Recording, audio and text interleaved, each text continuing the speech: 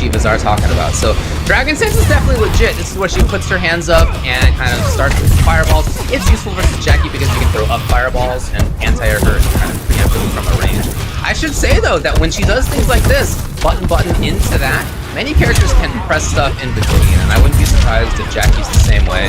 Many characters can flawless block up too. There's definitely a gap there, and it's not a small gap. So they have to be careful about where they cancel into it. They have to have other mix-ups on top of it. There's only a couple strings that she can combo into the Dragon Stance into Fireball. So yes, is it good? Yes. There are solutions to this stuff. There's also a range here where the low fireballs will not reach you, but you can duck under the straight fireballs. That's exactly where Nivik just found it, right?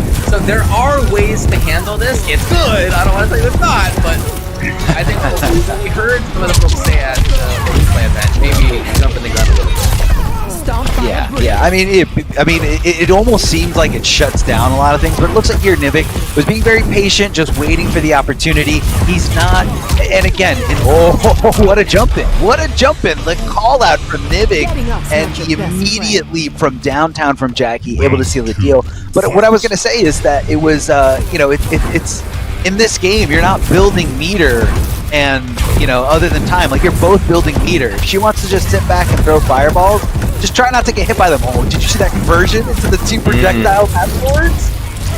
Beautiful. And I really like that slow fireball on the Amplify. That sets up some real nice stuff with Stomp, with just movement, right? Controlling stage.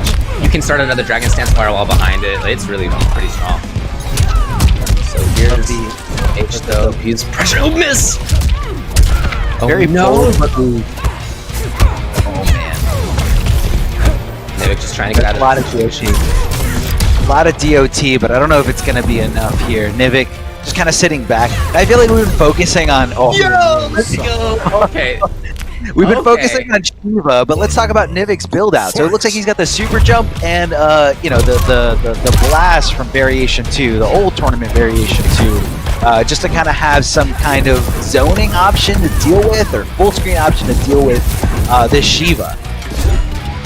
Not only are you targeting when you get to a certain range, you can be a big threat with that damage over time. Yeah, just like this. Oh yeah, make her cook in it for a little bit. Oh, good throw tech there. Great reactions. Ducking under all the fireballs. Those do hit as lows, but you just gotta watch out, because if you're in that, I feel like there's a nice little safe zone. Like if you're too far away, she can't do the mid fireball that arcs down at you. Here comes Shiva with some pressure, trying to guarantee some chip and getting a little tricky with it here. She dash cancels out of it. Beautiful up two. Yeah, that could have been big news. Nivik is still in trouble here. Definitely big trouble. Trying to swing. That could have been a huge conversion. Didn't come out. Anti-air, juggle it, super sick. What a call out. That kind of stuff, the preemptive anti-air zoning, right? That's not, you can't do that on reaction, really. If you're already in the stance, as we saw earlier, yes, you can press, up plus whichever button you have left on the Dragon Stance to throw a fireball. But you can't start it and also the fireball. You have to be preemptive about starting it at least. So I love the decision to think in advance. How is Jackie likely to approach, right? Dash punch is unsafe nowadays. She's got the leap. That's what Nivik's gonna do, and that's exactly what happened. So I love that read. That to me shows somebody who knows the character and his opponent really well. Yeah. I mean that's the tendency that we usually see from Jackie. If she's got that equipped, she's jumping at you. And looks like Nivik is trying to consider maybe a different loadout here with Jackie. She does have other abilities. More aggressive. She could equip the clinch if she wants, some good damage once she does get in. Because I don't think Nivik was having a hard time getting in, but I don't think like the zoning from Jackie was actually doing anything against Shiva. I thought that she was fine. No, I'm with you. Yeah. Yeah, I think the main reason to have the grenade is in some matchups, you can zone. It has that kind of arcing anti-air potential, but no, it's not really going to come up here, like you said. I think it's more about making the opponent cook in the damage over time on the ground, setting out the goop, that sort of stuff instead. So we'll see whether that's, gonna come up. I like a lot that we have seen so far out of Dope in terms of controlling space preemptively, in terms of pressuring safely. Oh. and the 2 bars gone. That was so good for Dope right there. Definitely worth it. I mean, now you can just chill out with the Dragon Stance, wait for time. You are building your meter back, and you know, if Jackie wants to sit full screen, no problem. Now she's cooking in it just a little bit. I like the use of the meter to try to get, you know, something going here. And called it out. Like I said, you can start another Dragon Stance behind that. I love that anti-air. That's so exciting to me. You know me, dude. That's what I love. Yeah, I mean, it's oh man, air to air, just goes right for the jump kick, and Nivik looking a little lost here. Not really the control situation. And again, the flawless block up 2ing from H-Dope is just insane, absolutely incredible here. Yeah, it's not just the Shiva space control. It's not just that. Yeah, that. Oh boy, tried to duck, no dice. The ability to defend so well versus Jackie. This is a character who has, in Jackie, obviously still tremendous offensive ability, and no players shut that stuff down. I like the flawless block. Yeah, I like the flawless block from Nivik on the, you know, the orb that's coming at him that you can't avoid without taking a big risk. Big jump in here from Nivik. It is gonna capitalize with some good damage. Now he's got him in the corner. Little buffer there. And oh, I think he called out a throw, and that could have been really disastrous for him. Because that was very, very bold. Shiva hunting him down, hitting him with the overhead. Over and over again. Gonna go do the stance. Yeah, very tricky. That is big minus frames. That's like minus 15 to 20 right there. But when you're confident that you can steal a turn, that's what you go for, and Dope got it right. Oh yeah, you know, it's tough to call it out because, you know, if you call it out and she doesn't cancel it, you're gonna eat, you know, those fireballs, and then you're gonna be at, you know, where you don't want to be, and that's at full screen or mid to full screen, where Shiva has a pretty good advantage here with that stance. I mean, those downward fireballs don't really go past a certain range, but right. I feel like that's kind of what Shiva's been going for here the whole time. It's not, you don't really want to be up close. Yeah, maybe there a little bit at the end. Went for some cancels into the overhead, cancel into the overhead, or cancel into the throw, just to keep Nivik guessing. Looks like Nivik is going over to the fellow Greek skin here in Dimitri Vegas. The Dimitri Vegas Sub-Zero skin. I mean, if you're from Greece, you gotta rock this skin, unironically. If you're a troll from anywhere else. Yeah, right. Creeping Ice, Rising Ice, so we're playing kind of a safe sub with the ability to get extra combo damage here. I thought that there might have been maybe an amplified ice ball to just crush those projectiles, but that's not what he's going for here. Yeah, I feel like that's usually the go-to for a lot of Sub-Zero loadouts, just because, you know, you get a lot of damage on forward 2, but you can get it with you know, with a Rising Ice. The slide to get under that, and I think that's really another idea there. Yeah, I like that a lot. Oh, finally the setup. Yeah, that can be pretty wild right there. That can be super difficult to deal with. Yeah, that is tough, and you just don't want to be predictable in that scenario. Good trade for, or I guess not trade, just a good hit confirm here from Sub-Zero, freezing into a full combo, keeping Shiva on the corner best he can, possibly a flawless block attempt here. Here comes the the Rising Ice combos. Creeping Ice is the safe or safe-ish move. Oh god, super plus frames for Shiva. It becomes stronger because while you can press buttons between string into activation there in mid-screen, for the most part they're not tight box strings, but you don't have enough time up close. So in the corner, like you see with the end of this, that is a really, really strong position. So this is not just about strings, it's also about pressuring in the corner up close. Mid-screen, like I said, a lot of characters can do stuff about it. You can press buttons in between in many cases. In the corner, not as much. Yeah, very, very tough to deal with, I can see right here. Nivik trying to not go right into the corner, but at least, you know, get a little bit of breathing room here. Put into a forward dash, very fast from Sub-Zero. Even his back dash is rather quick. I think he might have thought he was... Yeah, I thought he might have thought he was a little closer to the corner than he actually was. But either way, forward throw from Shiva. She's backing off. That corner tricks me all the time because I think it's at the pillar, but it's a little bit past the pillar. Oh my god, crap, it's on the corner. Hits him with the overhead. going to keep it generally or relatively safe here with the creeping ice, amplifying it to make sure it gets as much damage as possible. Walking out of that range, but forced to block those other high fireballs. This time, I love that range right there by Nivik. That was beautiful. Wow, what a call as well. So zoning is not working out quite as well. Here comes the stomp, here comes the throw, and the pressure is right up close afterward. Nivik with the read. And the confirm. No, it is going to bring it out after all. What a block! What a block reacting to that overhead. I mean, I don't know if he was just kind of anticipating it or not, but either way, successfully blocked, and that's going to be chipped out here as he did not have that full defensive bar, not able to go into the last breath mechanic. Gets chipped out like nothing. Well calculated here from Nivik, and right now Nivik in full control. Shiva doesn't have an interactable to get out of there. And that is so unsafe. Committed. That is so unsafe. He just fully committed, and it somehow hit, triggering that crushing blow on the counter hit. Dash! He tried to slide. He tried to slide out of there, but he was recovering from the ice ball too much. So I think he was hoping for a delay from Shiva or something. This is the stance. Okay.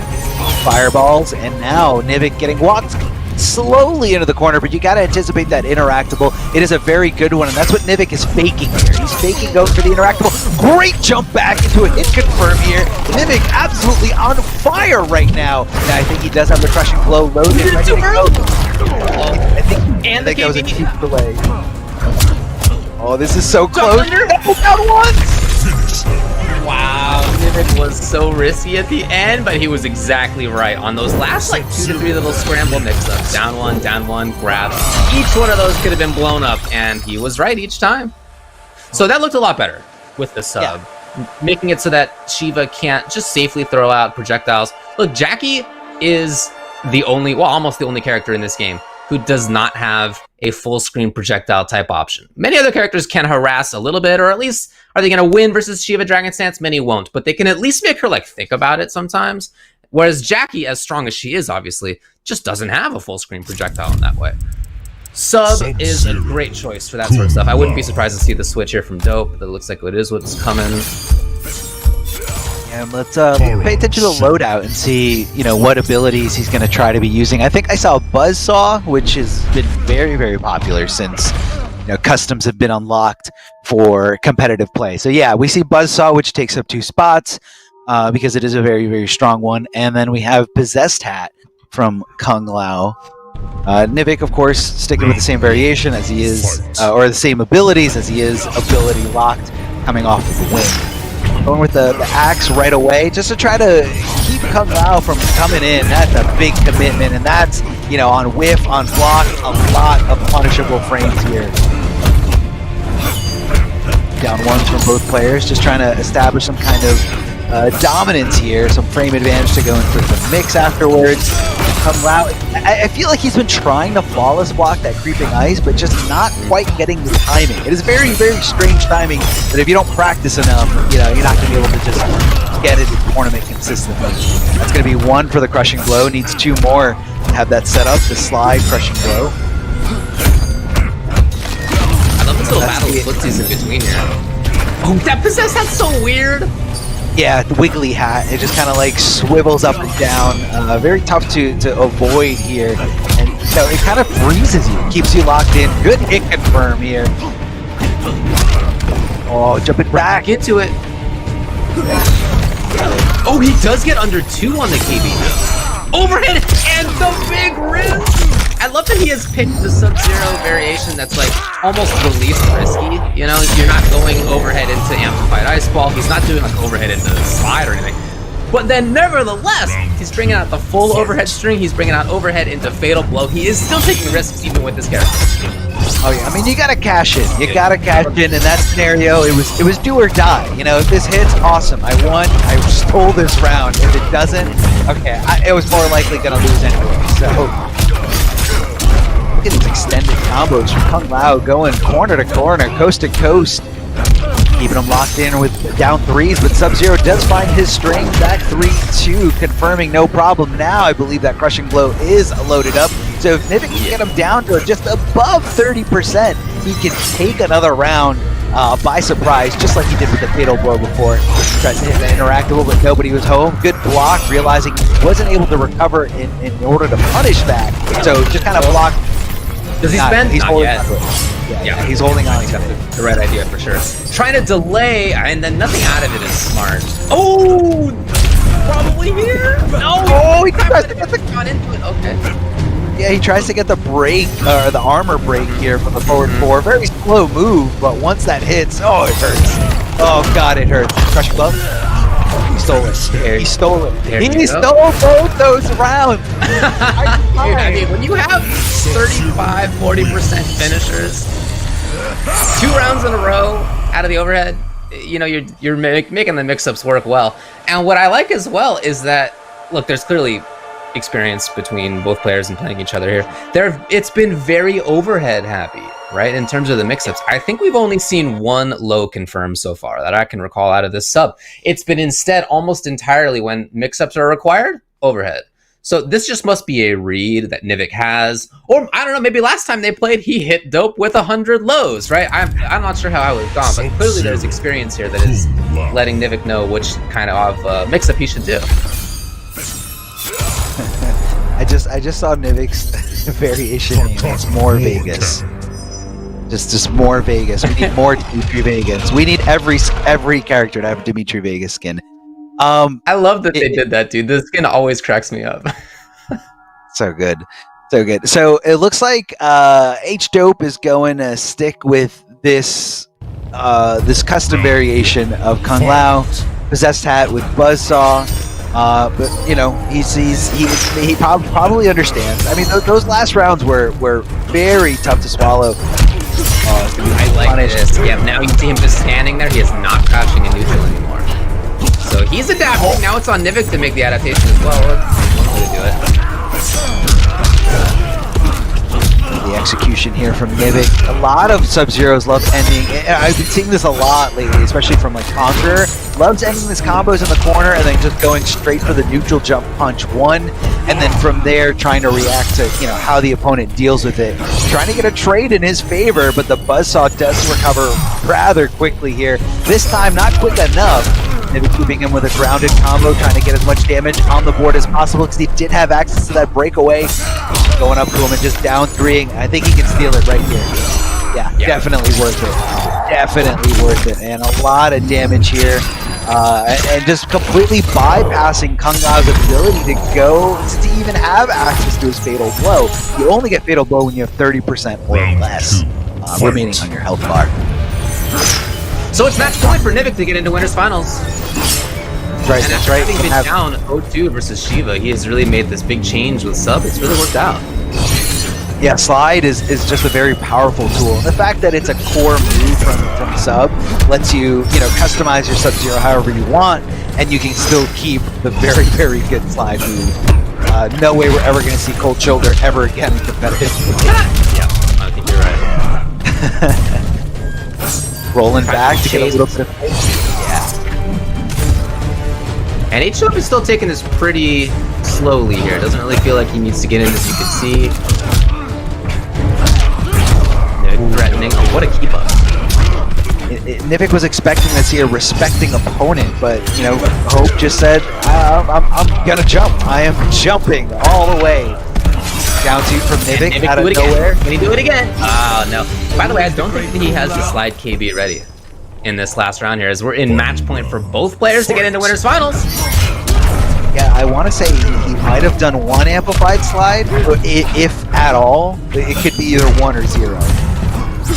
Nice side kick here from Kung Lao, kind of confirming the fact that he was swinging. Speaking of confirms, right into this combo in the corner, trying to jump around, get him to flinch, but Nivik poking right back to the stand 1-2 at the perfect opportunity. That's going to be one amplified slide. He's going to get the other one to fulfill that requirement. Oh, the armor break! He just died. He just died. He just died. Oh my god.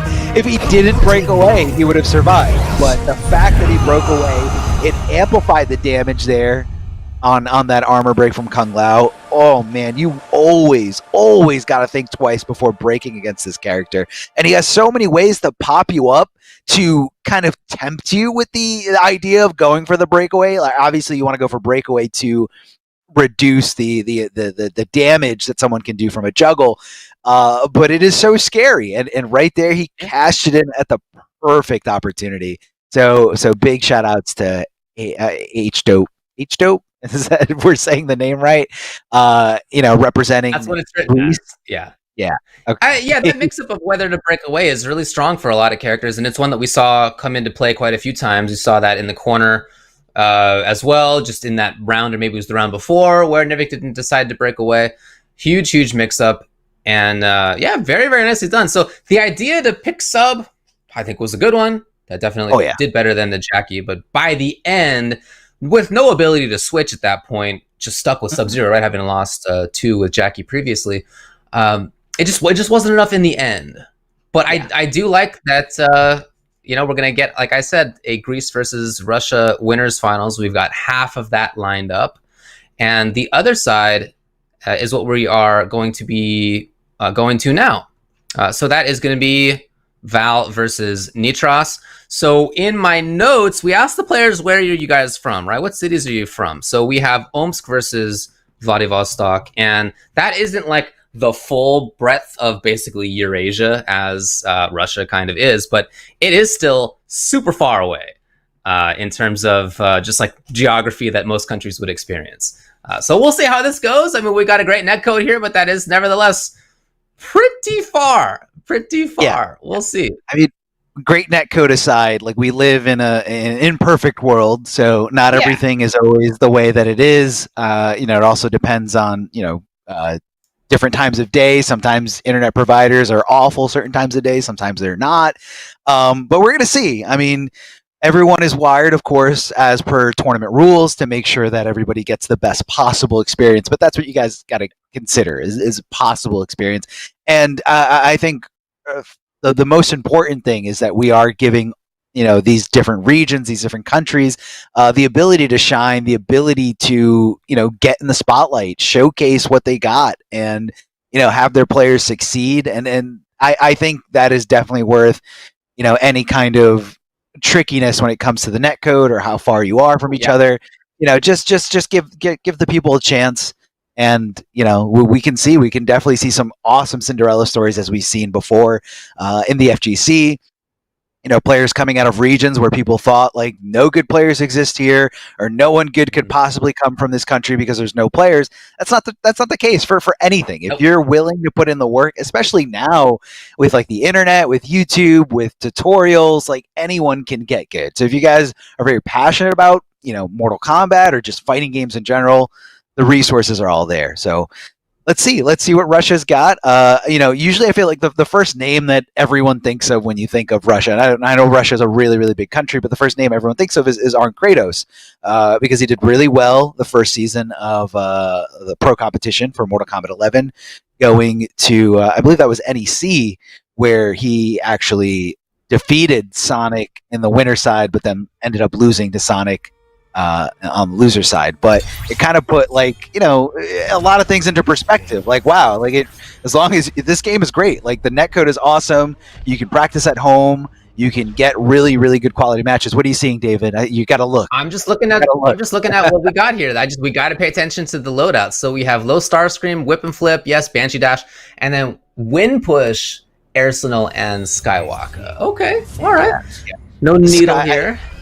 No needle, because I feel like when needle overrides your armor breaker, especially with like how great Fujin's juggles are, it's almost like a catch-22 or a double-edged sword. Like you're not sure if you want to, get rid of that, but it definitely depends on the matchup. I think Skywalker is almost like a staple for everybody's loadout. Yeah, with ability. I think I've seen that in every Fujin variation I've seen so far. And I do like the idea of the Banshee dash to catch him in the sky. I think that makes a lot of sense, but hasn't happened quite yet. We have Nitros, turn it into some pressure here for himself. Into the corner. Is that a back throw? Let's see. No. Yeah. Out of the corner, no problem. trying to possibly go Let's for the get that a lot. I think that's super cool. It just hasn't worked yet, but I'm looking for it. I'm rooting for it to happen. That's the answer, guys. Oh! Taking a little tax here. That's what I'm talking about. Oh no! Still pretty good damage already. Oh yeah, definitely good damage here.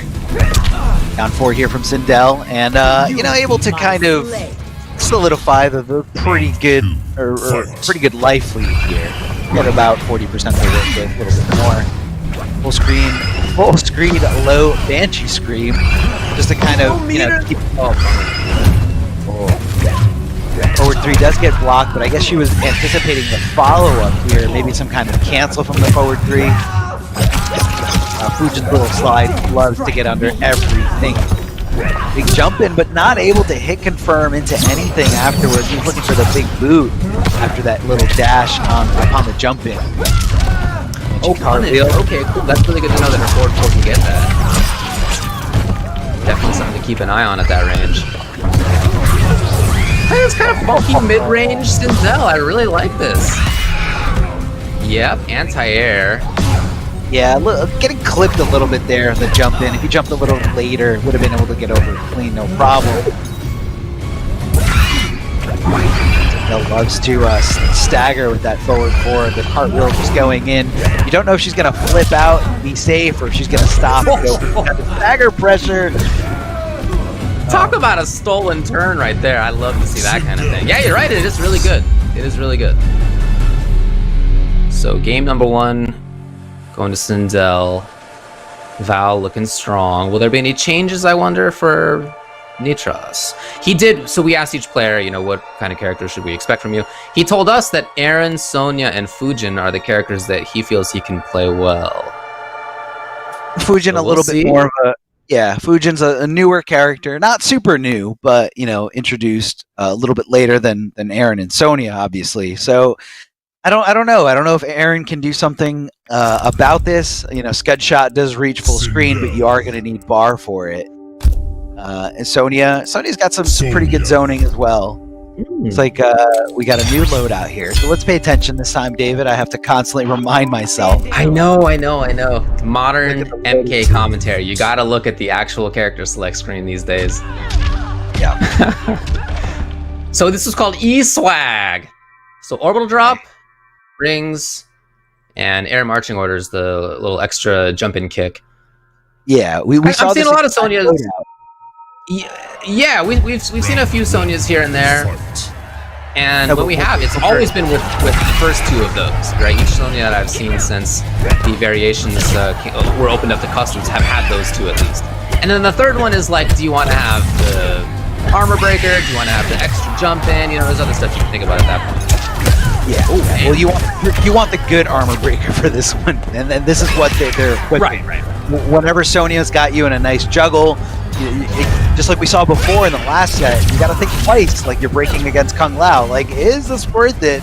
Will I die for making this decision?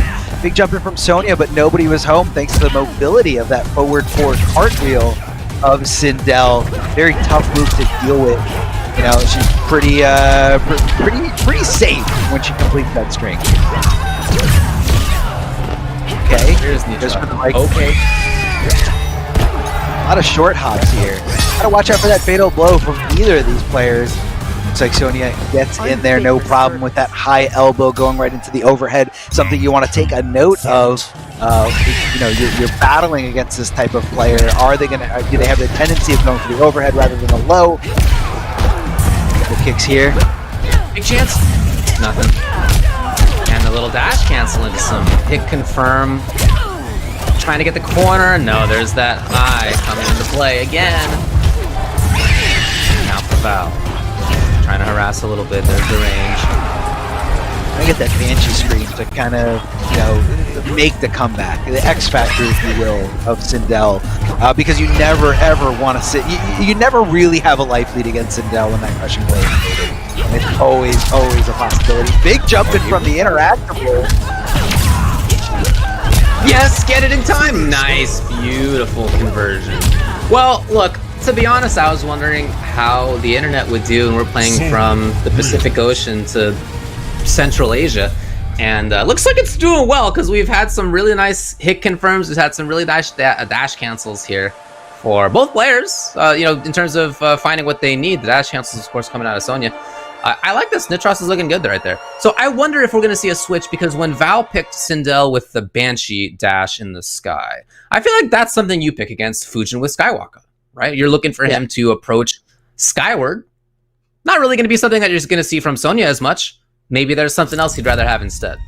He said that he plays Sindel and Dade. Sonya. So it looks like he might be switching up the abilities, like you mentioned, David. And the Air Banshee is definitely something that you want to stop from you want to utilize to stop a character from jumping in or approaching through the sky. And Sonya is not really that type of character. Yeah, she jumps in just like like anyone would in certain situations. But it's definitely not any kind of airwalk. I feel like a lot of Sonys like to hold their ground. What do we see? Low Star Screamer, whip and flip, and then the Air Banshee dash. It's the same one. Yeah. So I mean, it's good regardless. Yeah. I think possibly utilizing this for combo potential, to extensive combos. Basically act as an offensive projectile themselves rather than like a defensive one against potential jump-ins or potential airborne approaches. Yeah, I don't mean to frame it as only having one use. It's pretty useful stuff for sure. Yeah. No. I was agreeing with you. I definitely saw that coming that way, but it could be something he learned from that last match. Maybe a certain way to deal with Sonya. Ooh. Sonya probably unable to punish the back two, I guess. See a lot of stagger. Yeah, a lot of stagger pressure coming here from Sonya. Not committing to the full screen. Forward 4 into conversion. Ooh, a little late on that scream. It was super close right there. That scream wanted to come out. That scream wanted to come out so bad. That KB was approaching. Whew. Oh, neither one wants to make the big bet and moving in. Oh, just outside of the ring. Look at the time. 16 on the clock as Nitros dashes in all of a sudden to take it. This has been working for 100 years in fighting games. You zone. The opponent gets used to blocking projectiles. You dash up and get the grab. That has worked forever and always will because you exit at that moment. Yeah. Especially if you've got like a life lead and you don't technically have to go in. Just a tricky little spot, tricky situation here. Big jump-ins from both players, but this time Sonya getting the best of it. Sindel giving Sonya a little short hop attack of her own. Very unsafe stuff, but it is super tricky as it hits overhead. A lot of throw mix happening here. She's not committing towards the corner, but instead just trying to keep this cross to keep guessing. Nice down two, just in case she does break away, knowing that that's all you really need to solidify the win. Oh, low out the gate, armor breaker, and now unfortunately Sonya running completely out of defensive meter for a very long time, and still ended up getting combos anyway from it. Not too much damage, but still you barely avoided anything. Short hop overhead, jumping over with the hair whip. Keeping Sonya a little closer to the corner and just backing up, utilizing this real estate, utilizing all this space that Sindel has bought. I mean, look at the life lead, David. Why should she even go in? Exactly. Just wait for some of that bar to come back as well. Once it comes back, I was just going to say, you spend it on Low Star Screamer, you spend it on the Banshee Dash, something like that. But that said, Nitros is pressuring in the corner now. Okay, if he can take maybe one more risk. Oh, what? I can't believe Val was bringing out the whip and flip in that moment right there. If that had been blocked, I mean, this is maybe dead at that stage. That was a very risky idea, but absolutely right. Really, really hard to react and bring that out. I mean, maybe, but that's super tough to do. So it's 2-1. I think he went for it because he just saw Sonya drop the dash cancel conversion. So it kind of felt like, okay, she's not 100% optimal right now. Let me sneak this in there. She's more than likely not going to be blocking overhead. And it was the right call. It was the right call. As you could see, the crushing blow did activate there at the end. Not necessary to get the win, but it was, as David said, it was very, very unsafe play. Had Sonya blocked that, this could have been a very different story. She had Fatal Blow ready to go and just was waiting for the opportunity, possibly just a little too excited there. That could have been the reason that combo was dropped altogether. But either way, we're going into a game number 4, and Sindel taking the lead here. No change of abilities from Sonya. Yeah, no changes at all. We have the energy ring charge, which gives you the ability to do the dash cancel to extend those combos, and making her high risk, high reward a little bit more higher reward. Rings do trade with the Air Banshee, probably in Sonya's favor, considering that she recovered a lot quicker than Sindel does, since she kind of falls on the ground. I don't think that's what I think she wanted to jump away. Yeah, I'm sure it was on purpose, Yeah.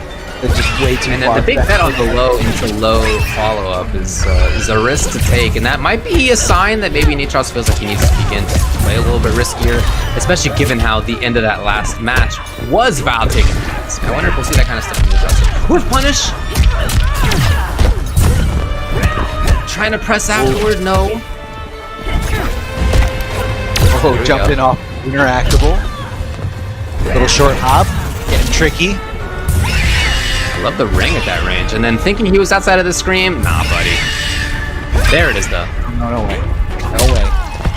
Oh, big jumping kick. Oh, that's a huge whip punish there. I mean, she was just swinging for the fences. I don't know what was there, but Sindel was just watching, waiting, and able to just complete the round.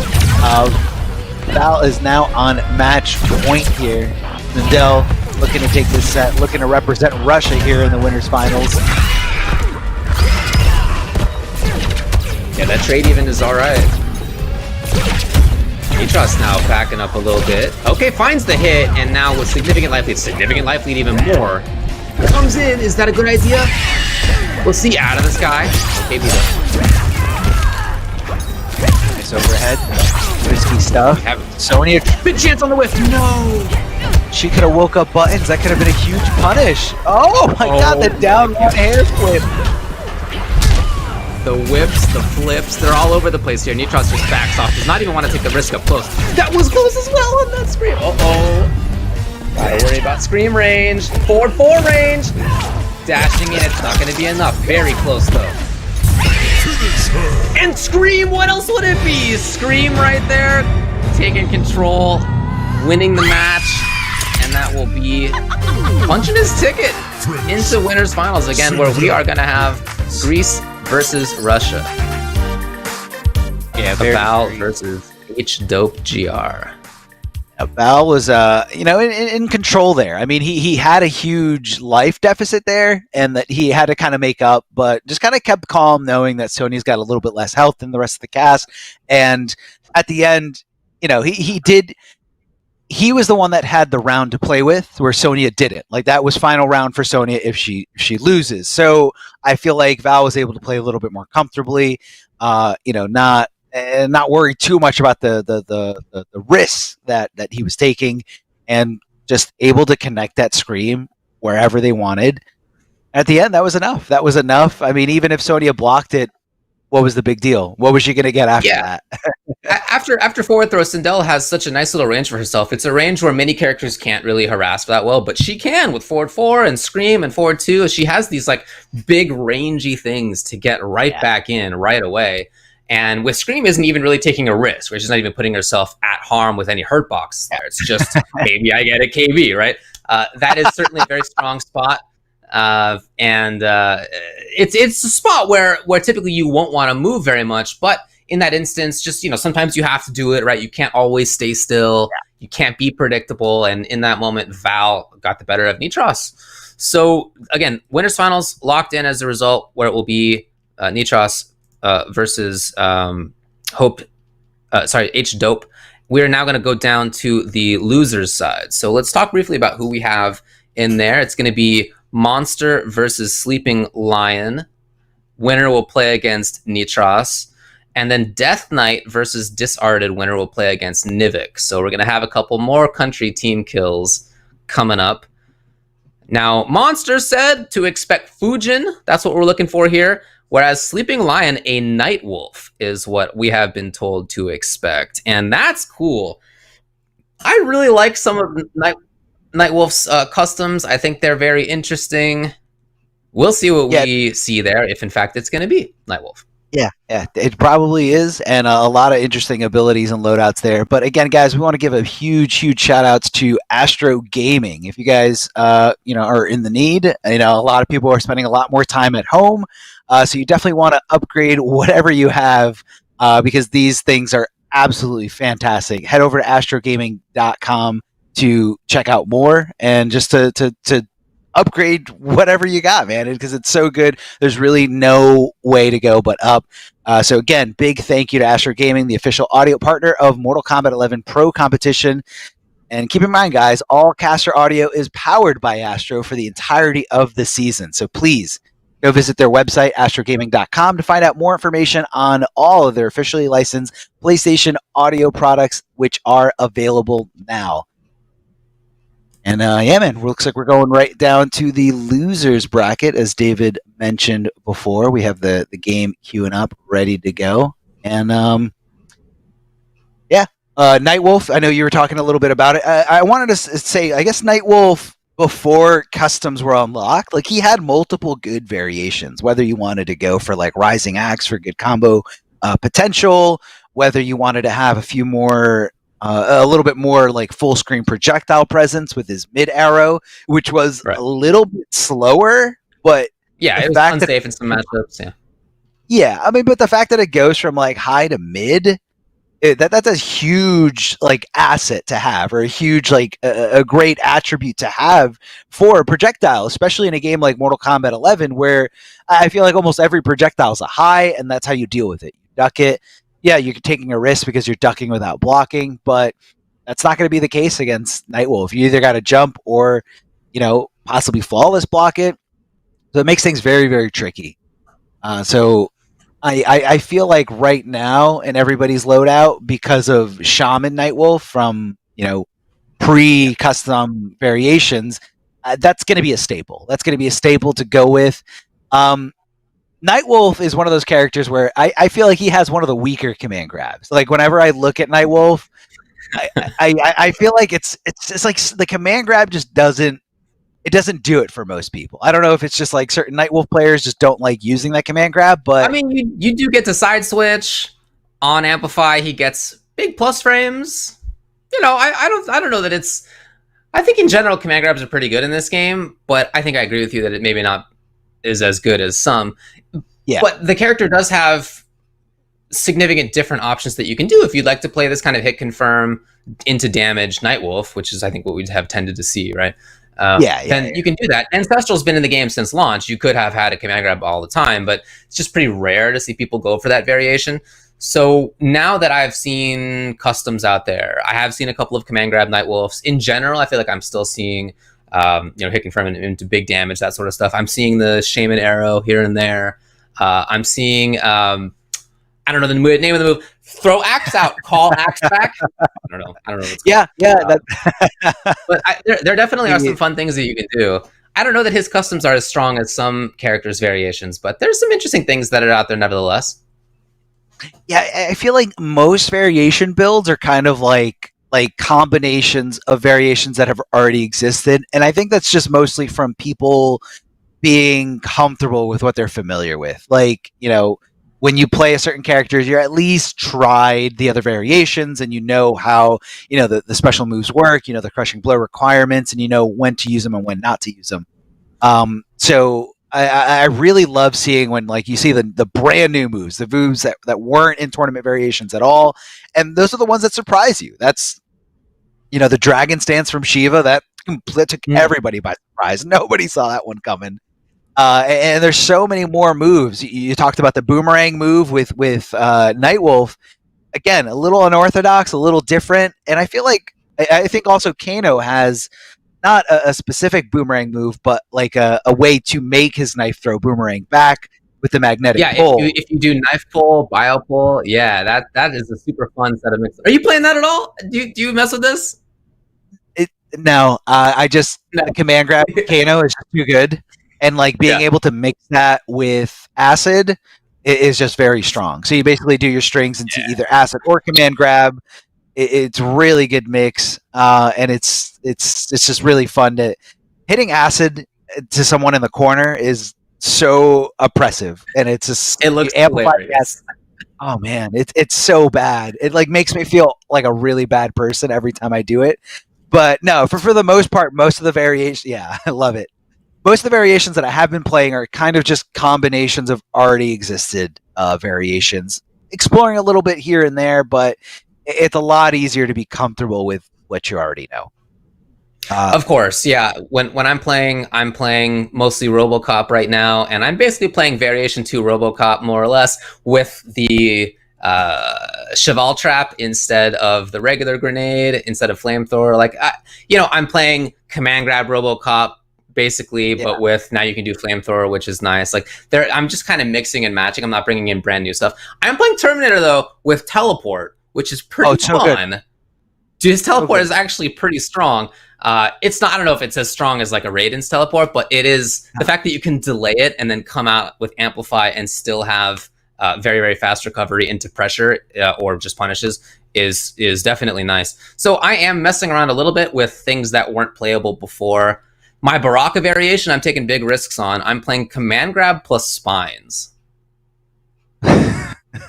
I'm really out there on the Baraka. You're really out. I'm really swinging for the fences with brand new stuff. Have you tried utilizing Command Grab with Low Poke? I think that one's really fun for mixing up, certain tick throws that you would go with either or. It is pretty.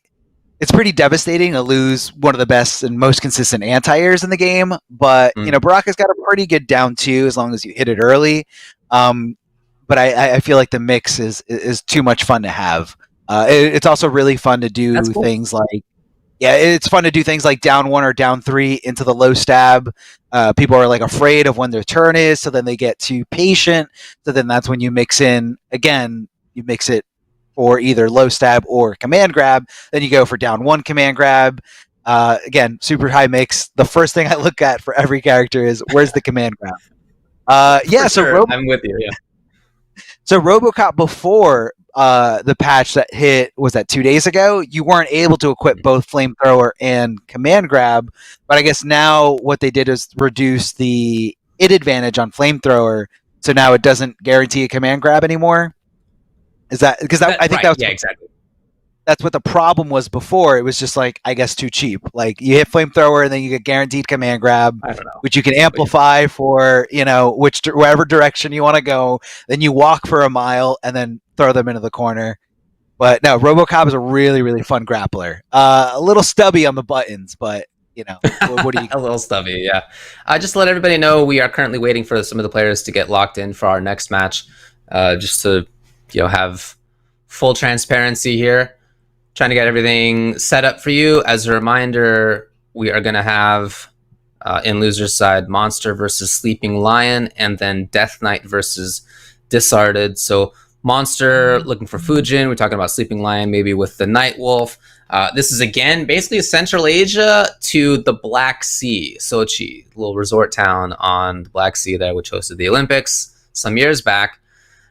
So again, we're going to have this big geographic diversity. This is something that I'm really excited about. I'm just like a geography nerd in general. So when it comes to something like this, where I can like talk about the difference between like Athens and then Vladivostok all the way on the other side of the world, I just, that gets me really excited, even on top of talking about Mortal Kombat. So for me, this part of it is really fun. I wasn't gonna call you a geographical nerd, but I was gonna say, like, I think the geography is doing something for you. You love talking about. It definitely is, dude. I'm a sub on subreddit r map porn. I highly suggest it. It's my favorite. I'm a former Geography B champion back in the school days. I have a blast with it. Anyway, it looks like we're finally loaded in. So we do see Fujin, not Nightwolf. It's Kung Lao with Orbiting Hat and Omega Hat, so just playing the old variation. Warp Needle, Arsenal, Skywalker. This is a pretty standard one from Fujin. Yeah, Skywalker always there. You know, you want the mobility, you want the combo potential. You know, any or most strings going into some good damage, not bad at all. As long as you got the execution and the ability to hit confirm. A little short hop to get over that down 3. As we know, Kung Lao loves doing over and over again. He's out. Did you see it just blow up the down 2? He just buzzed right by it. He like shaved off the top of the hat. Gone. I mean, and there's no way for him to know that that was going to work, but he just had a feeling. He did. Monstar, you know, utilizing a lot of meter here for that ability from Skywalker to be able to cancel out of there, you know, try to be safe, try to just get your feet on the ground and be able to block again. Right now, he's just kind of waiting for his bar to come back, but Sleeping Lion, a very good life lead here. Nothing to really, you know, risk. Oh, never mind. I thought he had no reason to risk anything, but, you know, just like that, I'm going in. I'm going in. Oh, I don't think it's enough. Just like that snowballing. I think you're right, but still, to go from that major life deficit to just a couple of moves, being in big control, really just needing to hit one more time, is a big change. Will he go in? He moved forward. There was a dash throw potential, and now we are super close on both sides. Oh my god! Wow!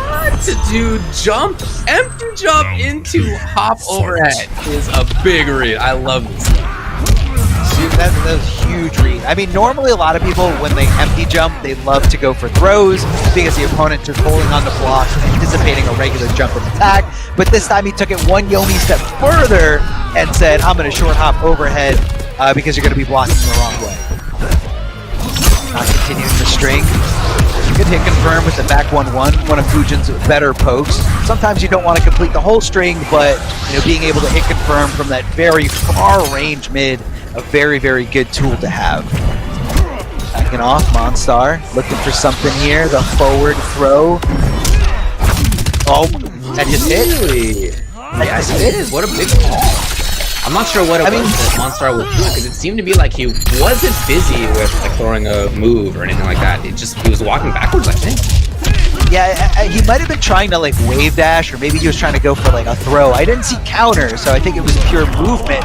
Stabbing back there with those buttons. I believe that was a little bit of a micro duck, and that high starting string does lead into a crushing blow for some good damage. Not the best damage in the world, and obviously, you know, you can't combo from it, but it does side switch, and you know, it was enough for him to go for it there. No reason not to. I believe that triggers off punish or counter, just like that. Monstar making a huge comeback. He had a huge life deficit, like you pointed out, David, and it all went downhill as soon as Kung Lao decided, I'm going to dive kick and I'm going to get punished. Even though, and I didn't see the justification for that risk. Like, you were in control. A regular jumping would have been fine. Kung Lao has very, very good, you know, air presence. As soon as he takes to the sky, it's very hard to contest that jump and kick. Not only because the hitbox on the jumping kick, but also the jump arc of Kung Lao. Very unique to the character. Looks like he's just sticking with the same variation, orbiting hat and omega hat. Okay. He's gonna want to be very mindful of his resources. So you're gonna see Kung Laos that are using these abilities are usually a little more hesitant to go for breakaways because it's a very long time for you to use your abilities as you need hard to both sides.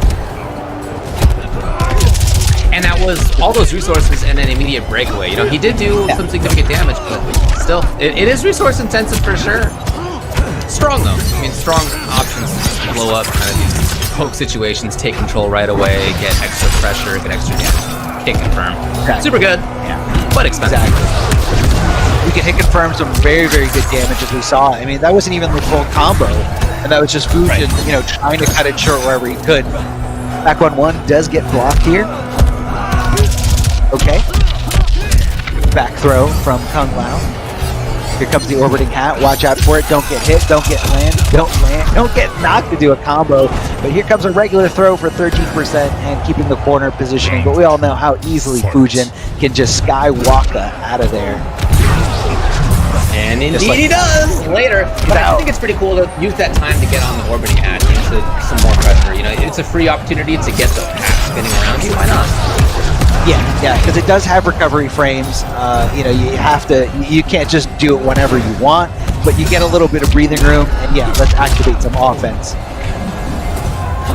And then here's he walks in for the grab again. It works, and it would have because definitely Monster was blocking, but just was too far away. Oh yeah, too far. Oh my god, these short hops. Dude, he's on a crazy level right now, right? He went for cancel, short hop nothing, into slide, that low that does lead into some good damage if Fujin wants to. A lot of Fujin players love hit confirming into that fatal blow from forward 3.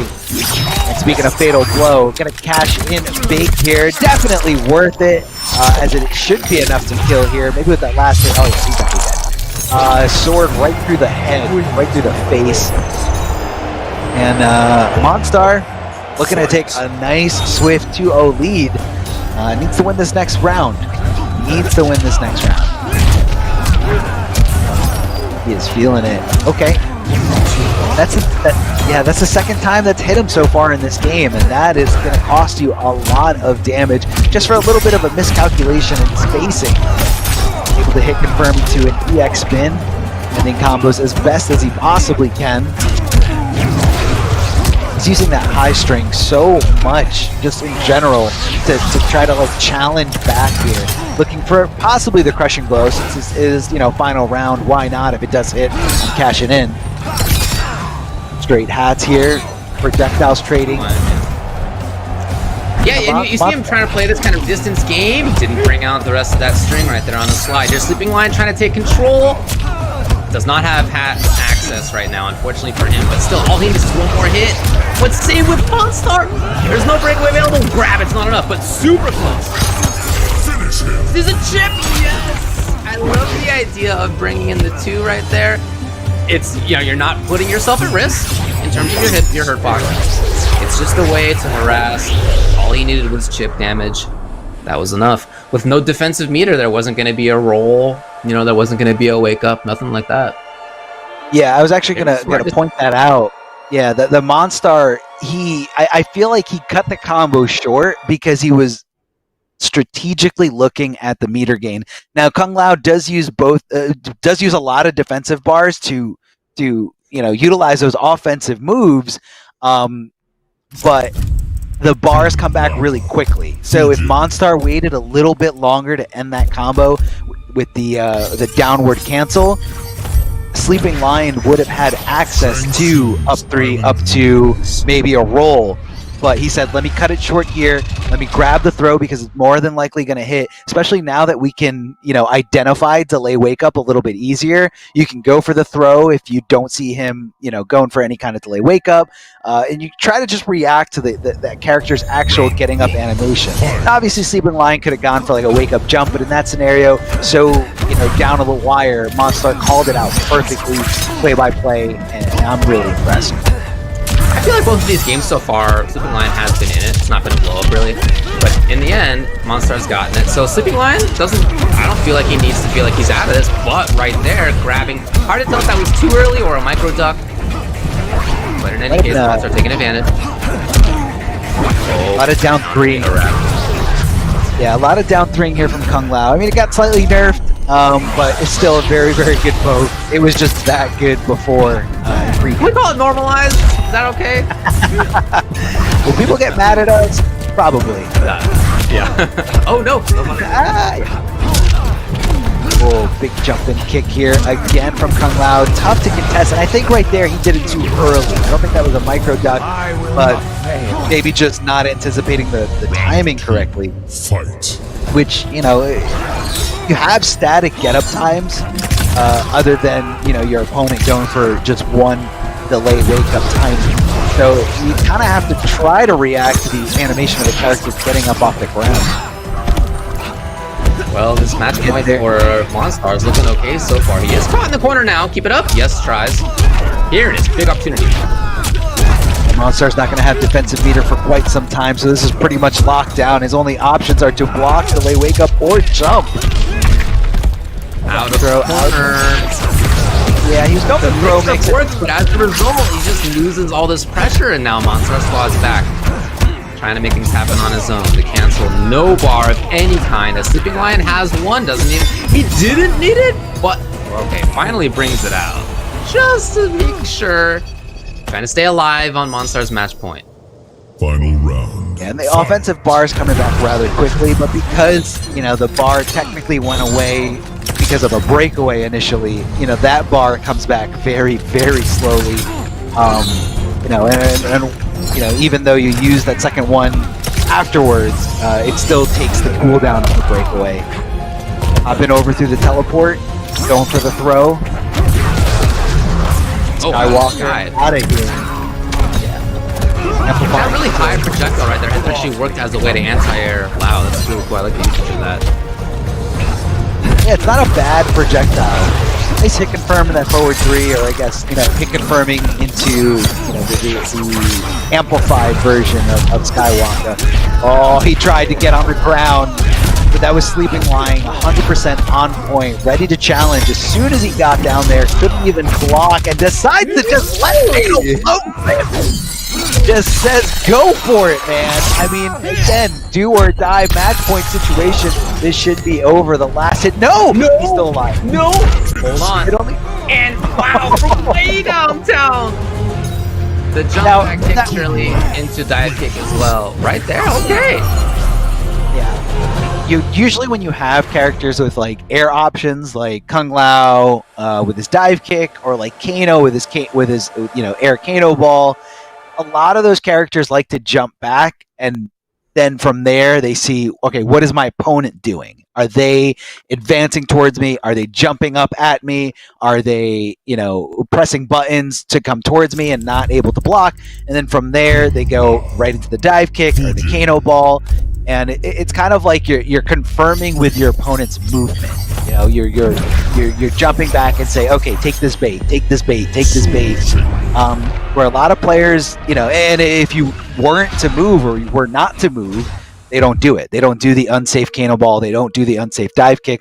So that's a really good play here from Sleeping Lion. Very, very patient.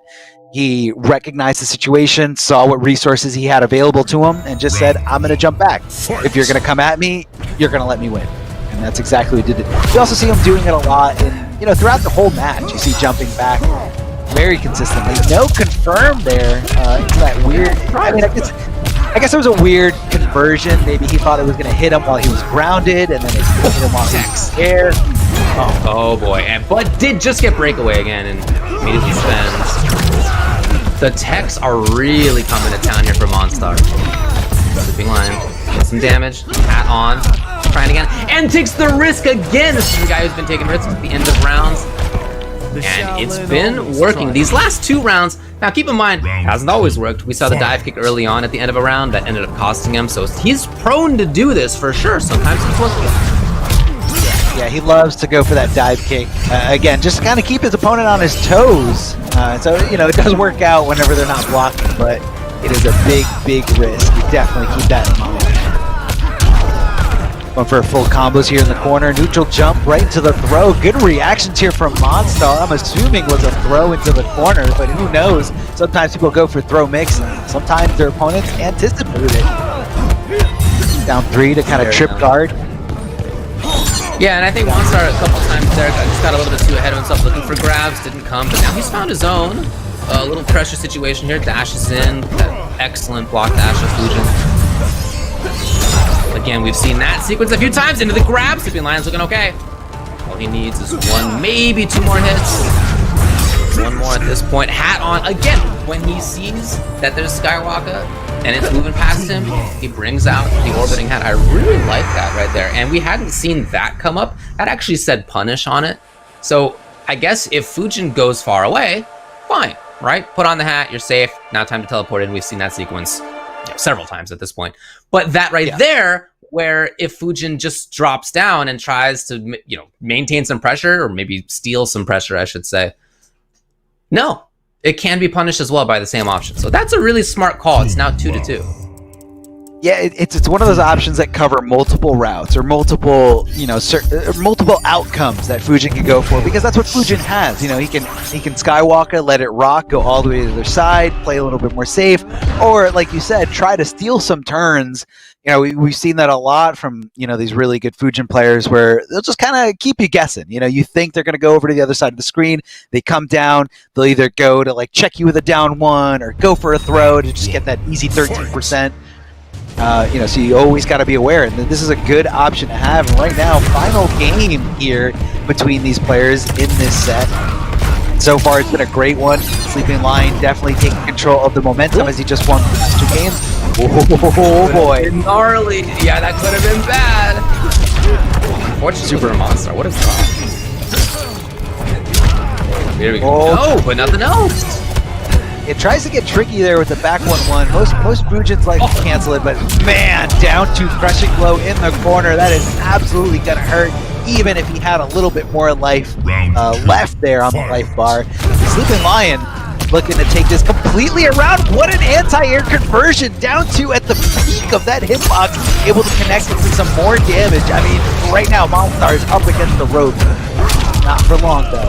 He's here, ready to play, ready to just feel that offense, but right now going for another combo, another world of hurt here.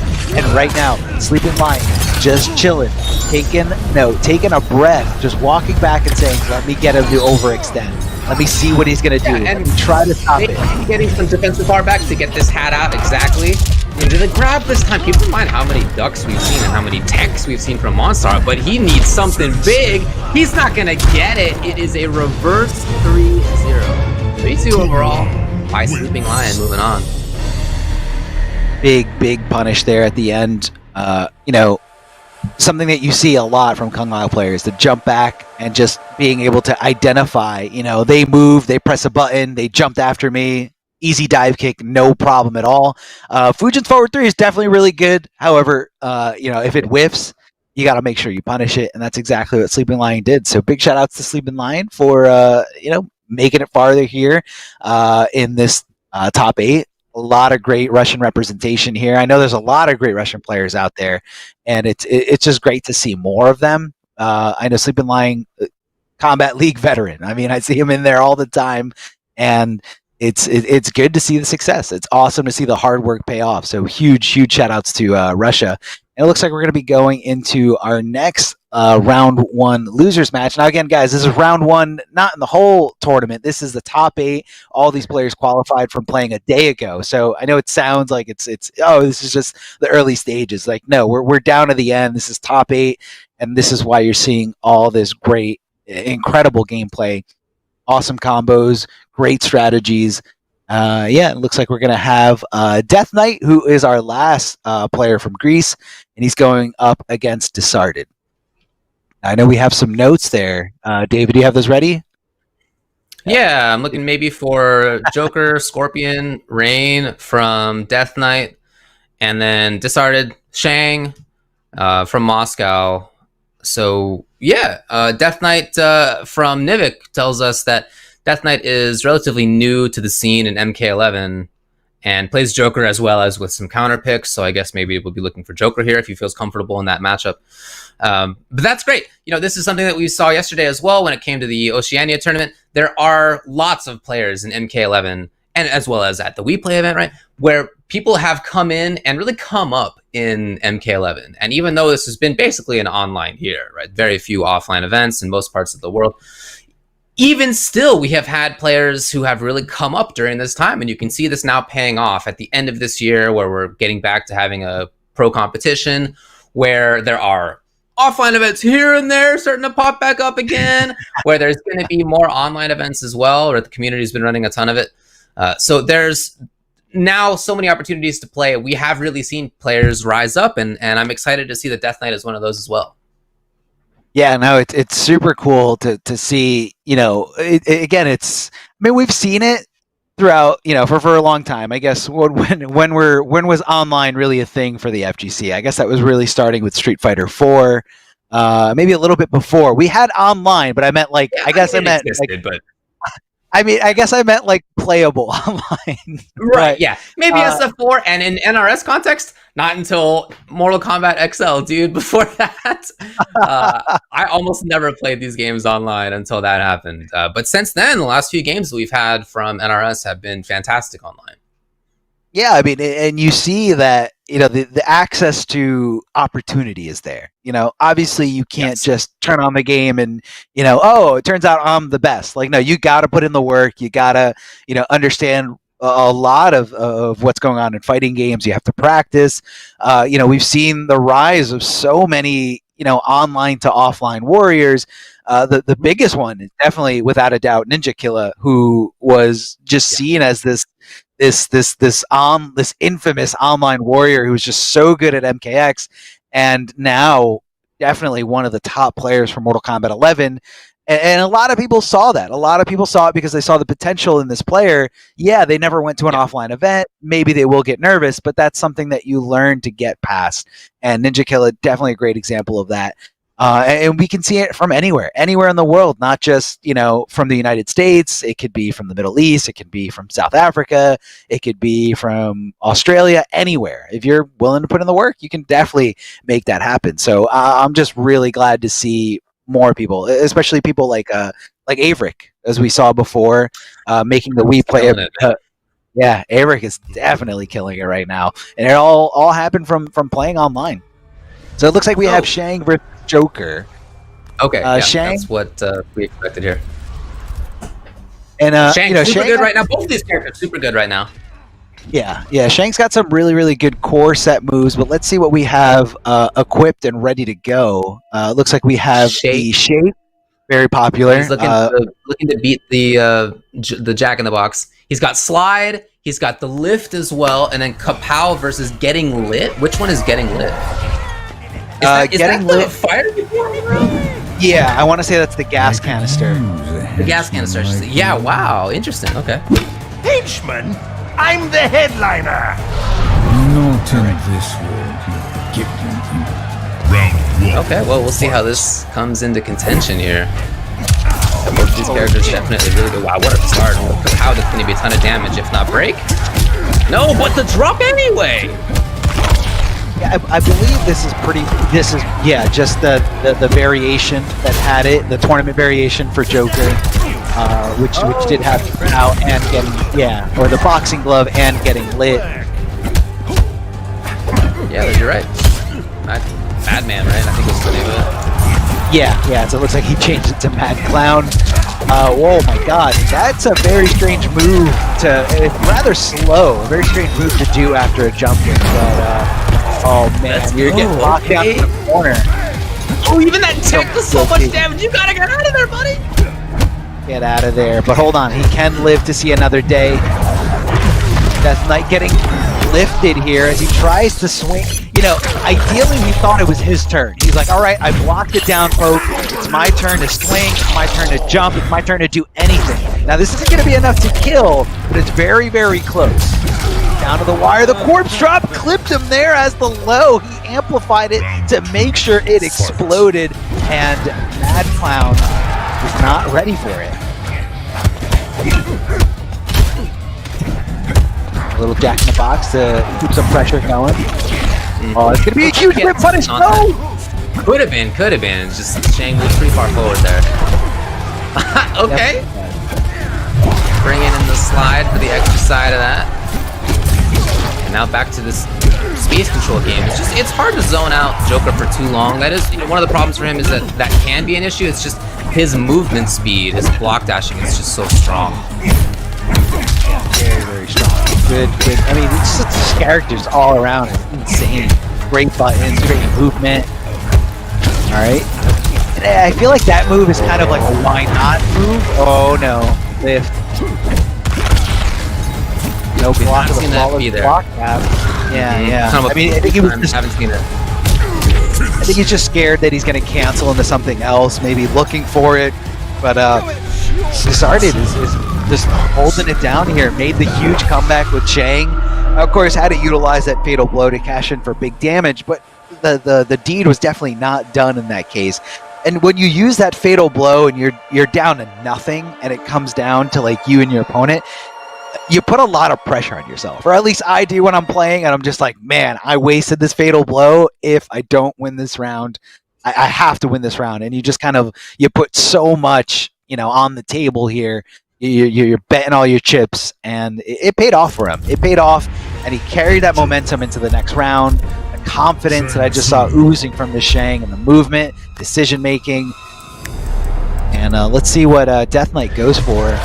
Now, Nivik mentioned that Death Knight does like to utilize some counter picks, but this could be a matchup that he feels is in Joker's favor, or at least like in his control.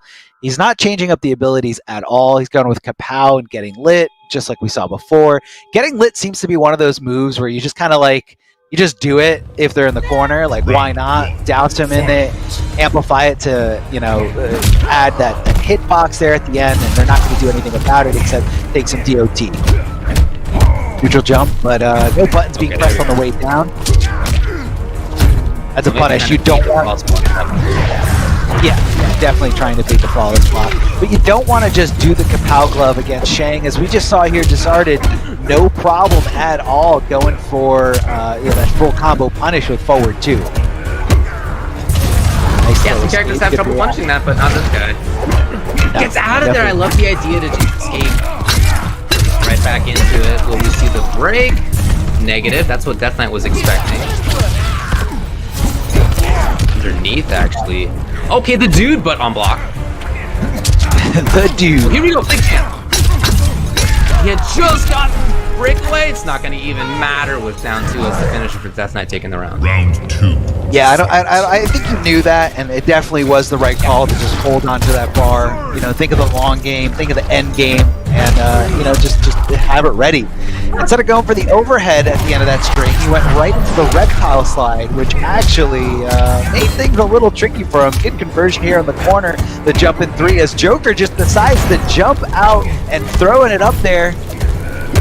Getting lit, amplifying even again, a ton of damage in there. As he was cooking. Now, no breakaway. Started pressuring. And right back to where he would love to be on screen. He calls out the roll with the perfect drop and takes the round. That's somebody who knows what the opponent's going to do.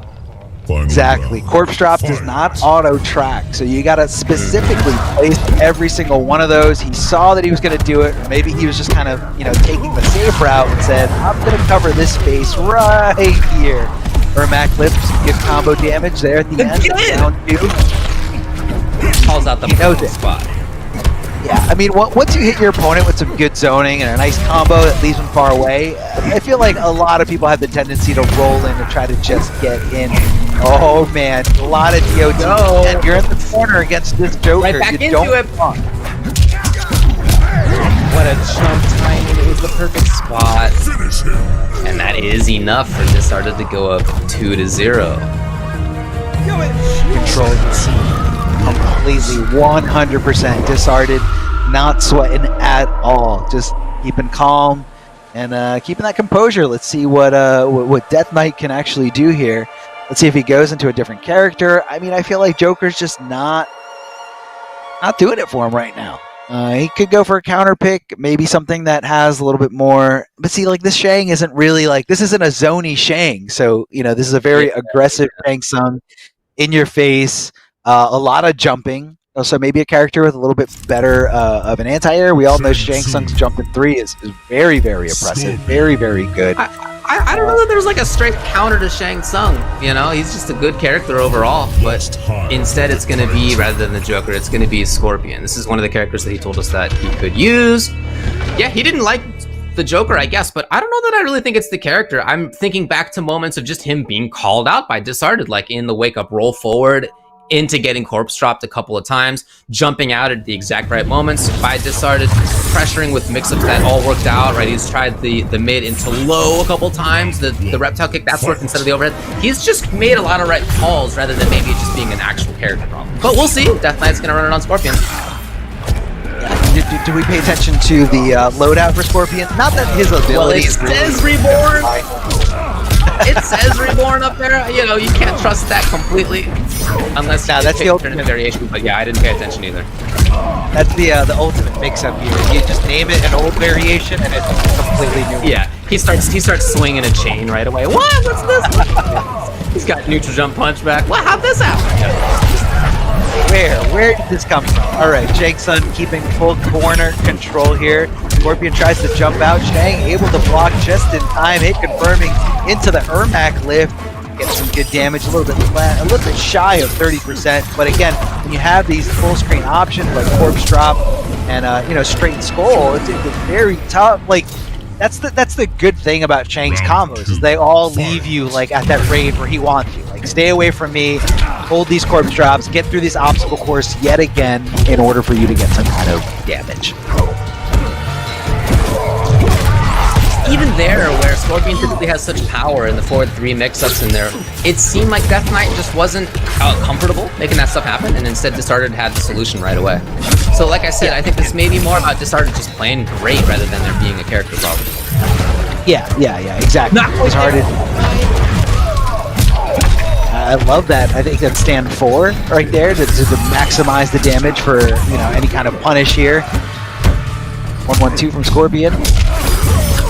Oh man, converting into the teleport thanks to that option select, that ability to just make those jump in so much more, you know, versatile, so much more useful here. Just kind of OS and just type in any special move you want, and if it hits, it's coming out. This is down to the wire, chip territory here for Discarded, and there it is, Death Knight hitting that back 3, the tricky overhead, which you do have to stand in order to block, but even if you do that, it's not unsafe. My God, where are they? Both. And escape failed. Oh, he already brought it out. My bad, I missed it when it was well loaded. It's fast. Punished on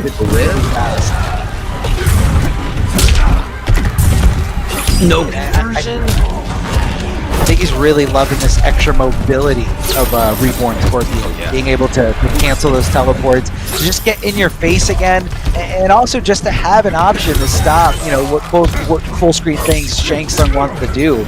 Not sure why he didn't convert that. Maybe it was just a little bit of a drop. Good flawless block there. That little tiny gap, knowing exactly how to deal with the character, but unfortunately not knowing how to react to that back 3. It does have a very distinct animation, but not the slowest thing in the world. And, you know, Scorpions, especially if you just need that one little hit, they will love to throw that in there. That complements the nice, you know, down 4 range from Scorpion. Like right there, max down 4 into max back 3. Very similar ranges, so you don't really know which one he's going for, and you gotta stay on your toes. You gotta react to those, to the flaming kick animation.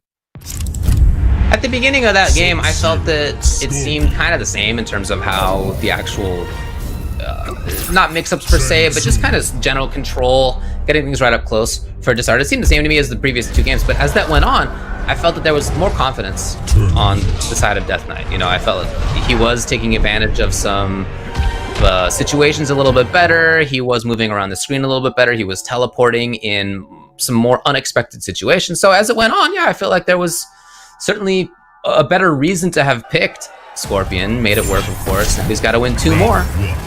Fight. It looks like now here we have anti-Jackie variation from Discarded. So not sure exactly what it is about this variation that, you know, can stop Jackie, but maybe it's just a funny name. And I think did he have the super kick equipped last game? He had the Ermac lift and the slide, which is what I saw most. You're right, he had shake. He had shake equipped for the last one. Yeah, so this one he actually had to do shapeshifters training. Yeah, it's all 3 slots and you get all the moves, but maybe he just doesn't think that's fair. He's like, that's not fair that I get the only 3 slots and I really get 4 slots. Okay, gotta keep him in the corner, making sure he does maximum damage here. Just going for a very nice forward throw after he saw the forward 3 whiff, possibly because of a delayed wake up. Knows his opponent's gonna hold on to that block. Corpse drop, good block of the overhead, then blocking the low thanks to that amplified version of it. Back 3 hitting in the overhead. Trying to get tricky there, going for the overhead, and then the low. Oh, he's jumping the corner. You do have to be mobile as Scorpion, of course, but put himself into the corner may be a bad look. No, Scorpion's never in the corner. He's always just one doesn't exist. What wall? Oh man, I think if you did wake up buttons, that might have punished there. He did get up 3 punish there, wake up punish. I believe a stand 1 is just as fast as a up 3, so I'm not sure if could have done that instead and gotten a full combo punish. Oh, air to air, throws the palms up, throws the walls up, and there it is, challenging that forward 3, stopping it before it even becomes active. Here comes Shang with the overhead, does it again! What are you scared of that you're not blocking overhead? I mean, it's very, very scary. Maybe he was looking for some kind of throw, maybe he wasn't blocking, but either way, man, what a duck. What a duck. Maximum damage here. Ermac lift and ending the combo with the down 2. The Scorpion ready to roll in, ready to get aggressive, get all over the place here. Back 3 is just taking its tax at all times, you know what I mean? Like, it's not much damage at once, but you can consider it almost just like it's gonna work damage. It's always gonna be. Yeah. It's always gonna be there. Ooh, little Death Knight with the life lead, but discarded if he finds... Oh! There's something else for Death Knight there. Big life lead for him. He tried the overhead, no! And here's discarded. If he finds the next hit on this, he has Fatal Blow lined up. He's trying for hit confirms. And he just did it. To bring out Fatal Blow there. Yes, he was right. There's a pretty big gap between, I think it was 4-3-4 into the Fatal. I mean, we're talking maybe, I don't know, a dozen frames between when the move is blocked and when the armor actually activates right there. So he certainly stole a turn, but on the, I believe, dash up grab, that looked to me like Shang wanted. That's gonna work. Yeah.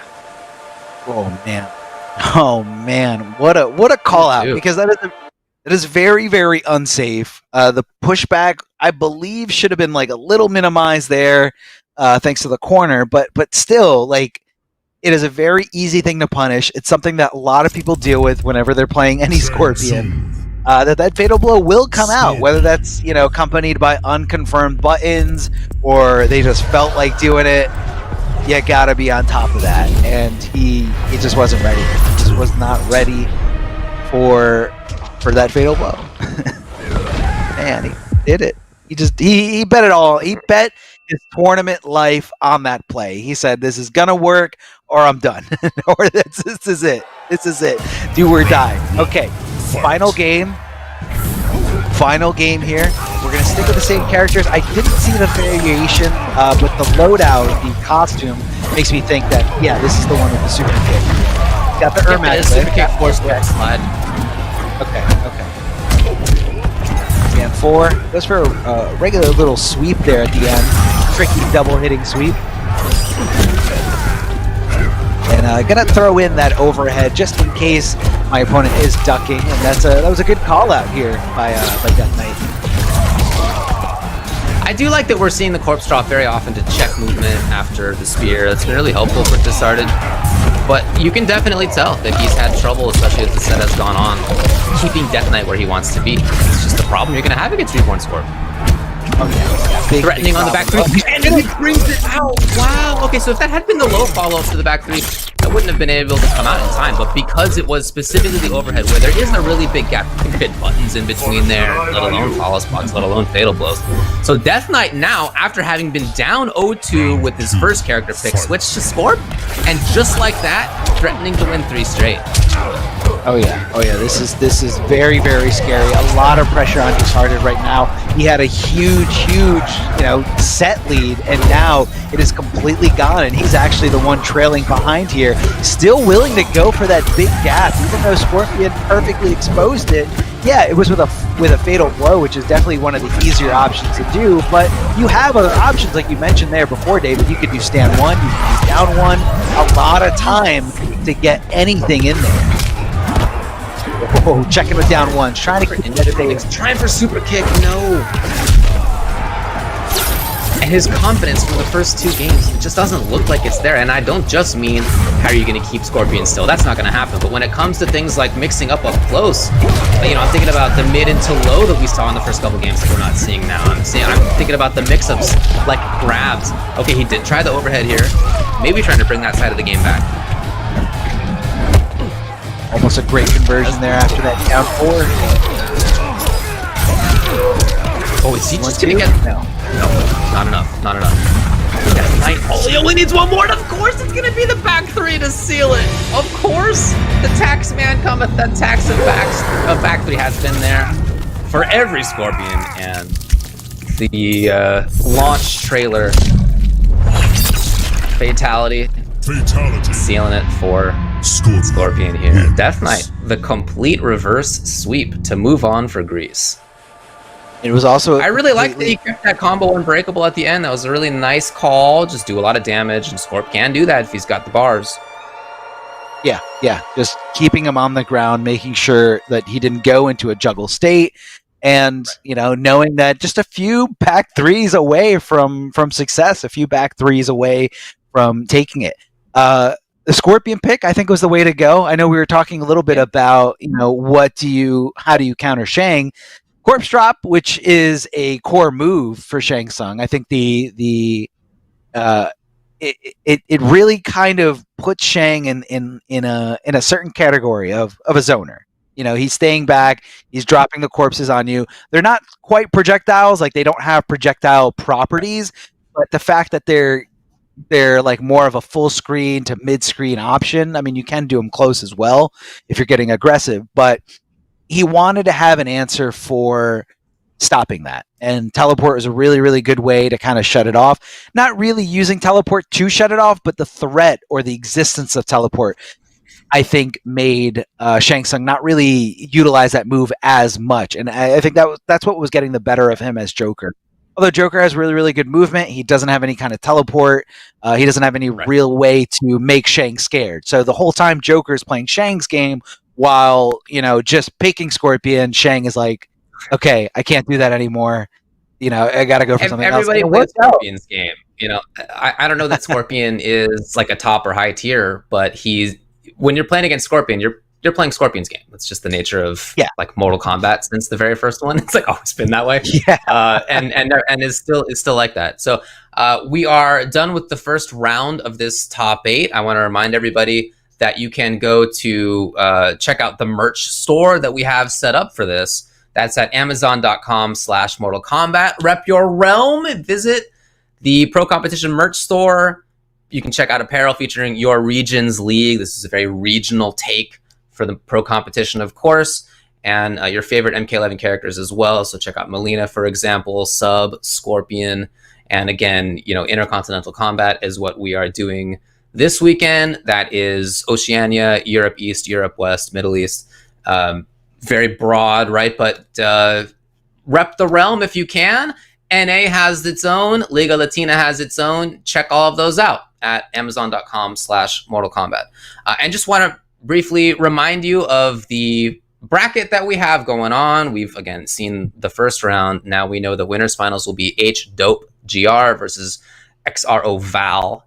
Losers side will be Nitros versus Sleeping Lion and Nivik versus Death Knight. So again, we're going to have Russia versus Russia and Greece versus Greece to get the loser semis. So this is cool, man. Top 4 is guaranteed to be 2 Greece and 2 Russia. Yeah, that is very cool. A nice representation of, the countries in this region that are really putting in a lot of work. Like we mentioned before, Greece has a lot of great things going on, not just for Mortal Kombat, but I know they have a really great Tekken scene. I know Nivik is a very, very talented Tekken player, as well as a talented Mortal Kombat NRS player. So it's really cool to see, the countries that are, putting in the work, putting the communities together and, helping each other out. Because, I'm sure these guys all know each other. They play together, they practice together, and they know how to bring each other up and figure out how to get better. So I love seeing the alliances here. But either way, it's going to be, I have to kill my teammate, so to speak, to represent our region. And, you got to go down. The better man is going to win. And thus, you're going to have the better representation of your region there moving on to the next round. So I can't wait to see how that pans out. Interested in seeing in who Nivik is going to be playing. Now, when he gave us our notes before the program, he said that he was planning on going mostly Jackie. Did run into a Shiva hiccup here and there, which forced him to go to Sub-Zero. But I was really impressed with his sub. utilizing the slide to get under, Shiva's stance fireballs, and he felt really comfortable in that character. I'm sure he's got a great Cabal still. I know he hasn't played Cabal in quite some time, but Cabal's been quite the talk of the town, so to speak, because of the Slight Gas. Yeah. Oh, that's your favorite move names in the game. Slight Gas. Well, let's take a break. We'll find out what he's going to be using when we come back. Stick around. Let's see you soon. All right, welcome back to the Mortal Kombat Pro competition. We're in Intercontinental Combat, of course, and I think that's a very apt name for the event that we're having today, which is basically like Southern Europe to East Asia, if you kind of think about it, from Greece all the way out to Eastern Russia, or Western Russia, Eastern Russia. Good job. My Geography B champion? Yes. Anyway, thanks a lot for joining us. So we've already had the first round. We can check out the bracket and let you know where we're at before we get started. Looks like we're actually jumping right into this thing. All right. Right into We may be no ready problem. to go between Sleeping Lion and Nitros here. So again, we're in the loser's side, and this is 2 Russian players and then 2 Greek players. We're starting off on the Russian side here. Sleeping Lions going back with the Lao, Nitros with the Sonya. We did see both of them using these characters before. Yeah, see how Sleeping this Lion works. We saw Sonya as the kind of character that Nitros went to, and I didn't end up working out, but I did like what we saw a little bit better. Yeah, and she's got a great custom build out here, kind of utilizing the best of Ringmaster and then adding that better armor breaker there for the air. Whereas Sleeping Lion is just kind of using what, they've already been known to use, and this is pretty much just a Kung Lao variation that we've seen with the Orbiting Hat. Very meter dependent, but very offensive, very aggressive. So it really complements Sleeping Lion's playstyle. It's just like that, completely just took Sonya to the corner and just depleted her life bar like it was nothing. No effort, no thought, no nothing. Just going in, going ham, making all the right decisions. But right now, Nitros getting the forward throw, trying to buy a little bit of real estate, a little bit of space. And what a trip card here, a punish, because Sleeping Lion committed to a button, opening him up with the overhead, opening him up with the low. I mean, complete turnaround, change of tides here, overhead, even a trick. Completely different. It's not quite a false, as you can see, but it is super close. Oh, and then recovered just in time. Makes sense to go for the dive kick there, but he was just slightly too late, just barely miscalculated it. So really swing heavy. That first round, dominant by Sleeping Lion. Second round, dominant by Nitros. Comes the drone call. Oh man, that's a huge punish. I mean, I think he saw something that wasn't there, and that was Sonya doing anything but just blocking. She didn't commit, she didn't press a button, she didn't jump at you, no reason to dive kick. And I feel like Nitros is a Sonya that's very grounded, very just to the point, stay down, utilize the zoning, go in for the mix, and then get out. No problem whatsoever. But hold on a second. Sleeping Lion getting the back throw. What's going to be on the Oki? Nothing. Does block the jump in from Sonya, but she's putting herself at huge risk here. Oh, just got the fatal blow and it worked! It worked. Not going to be competitive Nova, and this is very close to the stage. I don't think there's any bar on Sleeping Lion Center. I don't think he has anything to get a spinning hat on. No, he doesn't. He's going to go in for just regular pressure, and then Nitros afterwards, starting off with the high and into it. But that was super slow. Yeah, it really. You gotta admire. Trouble. Oh yeah, super beat her up. You gotta admire the fortitude here from Nitros to get hit by a fatal blow like that, especially when you have the animation to watch, the time to think about, why did I get hit by this? Why did I get hit by this? I could lose this game because I got hit by this, and just blocked. And that's not what Sleeping Lion was looking for. He was looking for Nitros to get a little disrespectful, maybe jump, maybe look for a throw, and he just hit him with the mids. Now Sleeping Lion switching to a character which we haven't seen him do so far yet. He's going over to Nightwolf. Let's pay attention to his loadout. I think I saw Rising Axe, which takes up 2 spots, and it does give him a lot of combo ability, a lot of combo potential here. But let's see what that last ability is, or if this is just a tournament variation. Yeah, sometimes you can see it as Lightning Arrow. Sometimes you can see as the little characters are battling on the background during the loading screen. sometimes they'll use the actual moves in their loadout, and he did use lightning arrow. The little CPU did in the background, so you can see it before we saw the variation. That's interesting. I gotta research more into that and see if that's super accurate. But yeah, the mid arrow, which is nice. The blue arrow that you see here, you cannot duck that. You have to block it or jump it to get out of the way. So it really puts yourself, you know, in bad spots, especially if you're down on life. You don't want to take any chip damage. Good block of the overhead, and even better punish here as he just goes out swinging 1-1-1s. Sonya going with that tricky delayed wake up, throwing off the timing of Sleep and Lying as he just kind of committed a little too hard to that certain Oki setup. Sitting back with the arrow because he knows, look at the chip that he's doing to Sonya, and then the straight here, absolutely enough, more than enough to take Nitros down. Sleep and Lion definitely making the right call here with this character. And go for a right force. Oh, okay. Crushing the ribs. Very. You can see as well that light. Oh wow, he just waltzed right in. Can he maintain this pressure here? Not for long. As Nitros walks away again, directly in there on the shoulder. Wow, cute on the cancel into overhead. Whoa, trying to get some kind of conversion. A little too low there was Sonya for the jump kick. Trade definitely in Sleeping Lion's favor. Lion trying to roll out of there. Not quite a punish, but it looked like Sonya was trying to challenge. Yeah. I don't think that was supposed to be ring. I think that was... Do you think that was supposed to have been back one? I kind of think it was. Yeah, I think it was back one.